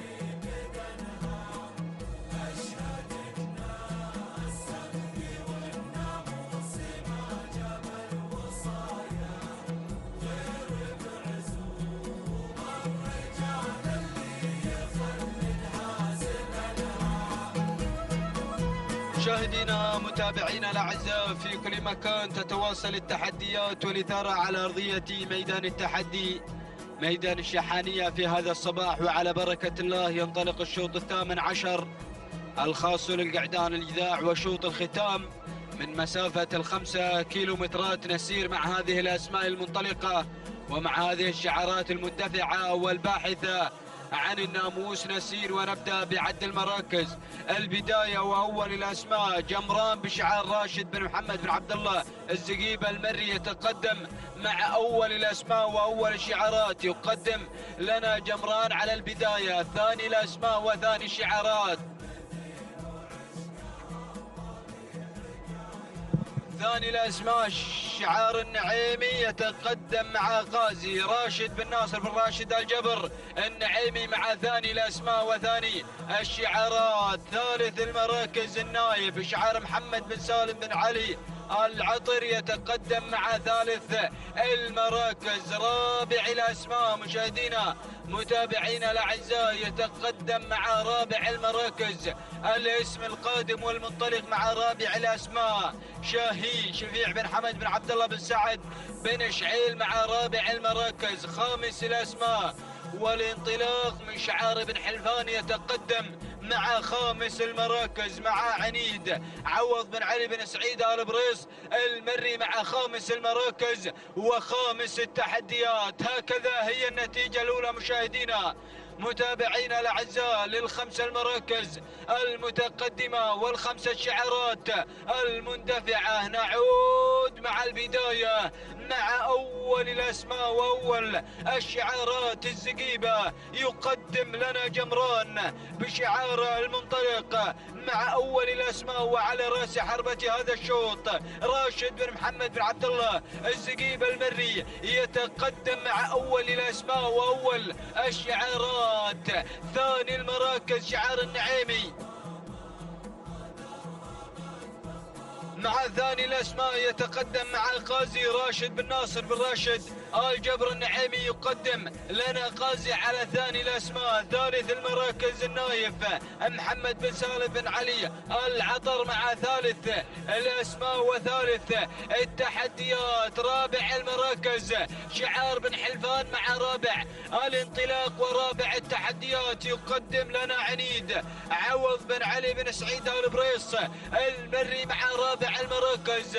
خامس الأسماء وخامس الشعارات من الجانب الآخر ينطلق مع خامس الأسماء وخامس الانطلاق القادم وذنان جابر بن بخيت بن ثويري الجربوع المري يقدم لنا وذنان على خامس الأسماء. ها هي النتيجة مشاهدينا متابعينا الأعزاء وأرى أسماء وشعارات خلف دائرة النداء والإذاعة نترقبها في الأمتار القادمة والأمتار الحساسة قادمة هناك من الصفوف الخلفية قادمة من أجل الفوز ومن أجل الانتصار. نعود مع الزقيبة يتقدم مع جمران راشد بن محمد بن عبد الله الزقيبة على أول الأسماء وأول الشعارات من بداية الانطلاق حتى هذه اللحظات. هنا جمران على رأس حربة هذا الشوط لكن ركز يا الزقيبة أرى الأسماء والشعارات قادمة. أول القادمون غازي بشعار راشد بن ناصر بن راشد الجبر النعيمي مع ثاني الأسماء وثاني الشعارات. ثالثا هنا النايف محمد بن سالم بن علي العطر وأيضا قادم ومنطلق شاهين شفيع بن حمد بن عبد الله بن سعد بن شعيل مع ثالث المراكز. رابع الأسماء القادم والمنطلق المتحد أول نداء للمتحد علي بن حمد بن سالم آل شعيل المري ينطلق مع رابع المراكز. والقادم هنا الحاكم محسن بن علي بن مبارك بن سالم الفراج. وصلت الأسماء أرى شعار بن ذروة وشعار العطية والعديد من الشعارات قادمة من أجل الفوز ومن أجل الانتصار. لكن الزقيبة على البداية يقدم جمران راشد بن محمد بن ناصر أو راشد بن محمد بن عبد الله الزقيبة يتقدم مع جمران الكيلومتر الأخير والكيلو الخطير. ركز يا الزقيبة جمران على البداية راشد بن محمد بن عبد الله الزقيبة بن ذروة قادم مع درب فهد بن عبد الله بن سعيد بن ذروة البريدي. ثالث المراكز الاسم القادم المتحد عبد الرحمن بن محمد بن مسفر الجربوعي أول نداء هنا أيضا للمتحد. رابع المراكز رابع المراكز القادم والمنطلق عجلان فيصل بن عبد الهادي بن محمد بن نايف يتقدم. أول نداء لعجلان مع رابع المراكز، ولكن الزقيبة مع جمران راشد بن محمد بن عبد الله. الزقيبة المري بن نايف قادم مع عجلان. هنا عجلان قادم بشعار بن نايف.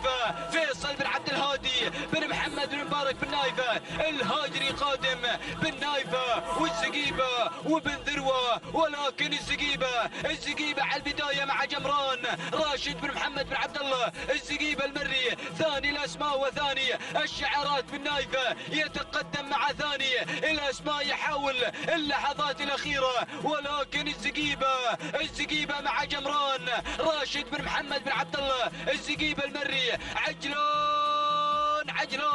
ولكن جمران مع الفوز والانتصار. وايضا الزقيبة تهانينا والناموس لراشد بن محمد بن عبد الله. الزقيبة المري على هذا الفوز وعلى هذا الانتصار. ثاني الاسماء وصل عجلان بشعار فيصل بن عبد الهادي بن محمد بن مبارك بن نايف. وثالث المراكز درب فهد بن عبد الهادي بن سعيد بن ذروة البريدي. ورابع المراكز وصل الفايز خليفة بن عبد الله بن علي بن عبد الله العطية. وخامس المراكز وصل وذران جابر بن بخيت بن ثويني الجربوعي. مشاهدينا متابعينا الاعزاء، هكذا هي التحديات والمنافسة على أرضية ميدان التحدي. تهانينا والناموس لمالك جمران راشد بن محمد بن عبد الله الزقيبة المري. والتوقيت الزمني راح وصول جمران إلى خط النهاية 7 دقائق 46 ثانية و58 أجزاء من الثانية. تهانينا والناموس الراشد بن محمد بن عبد الله الزقيبة المري على هذا الفوز وعلى هذا الانتصار. ثاني الأسماء أتى عجلان بشعار فيصل بن عبد الهادي بن نايفة. والتوقيت الزمني 7 دقائق 47 ثانية و40 أجزاء من الثانية. تهانينا والناموس لمالك عجلان. ثالث المراكز وصل شعار بن ذروة مع درب، والتوقيت الزمني 7 دقائق 48 ثانية و54 أجزاء من الثانية. تهانينا والناموس الفهد بن عبد الهادي بن سعيد بن ذروة البريدي المري. فتهانينا والناموس لجميع الفائزين. مشاهدينا متابعينا الأعزاء، نصل إلى ختام وتحديات ومنافسات هذا الصباح، سن الإجذاع وشعارات أبناء القبائل. تابعنا وإياكم 18 شوطا خاصة بسن الإجذاع. تابعنا وإياكم الشوط الأول، الشوط الرئيسي كانت هناك الشاهنية بشعار سالم بن هضبان بن حمد بن سعيد الفسل. كان هناك شعار بن جبران حاضر مع الشوط الأول. الشوط الرئيسي الخاص بسن الإجذاع البكار، وآتى أيضا مقادر بشعار حمد بن محمد بن سالم بن جهويل من آتى بالشوط الرئيسي قعدان الإجذاع. وكان هناك مقادر صاحب أفضل توقيت، كان هناك التوقيت توقيت مقادر 7 دقائق 35 ثانية و21 أجزاء من الثانية. تهانينا والناموس لحمد بن محمد بن سالم بن جهويل. وأيضا آتت أشواط الإنتاج، وكانت هناك العنود بشعار راشد بن محمد بن عبد الله الزقيبة المري من آتى مع شوط الإنتاج شوط البكار. وأيضا آتى راصد بشعار علي بن محمد بن سعيد مشارب مع الشوط الرئيسي للإنتاج الإجداع القعدان. فتهانينا والناموس لجميع الفائزين.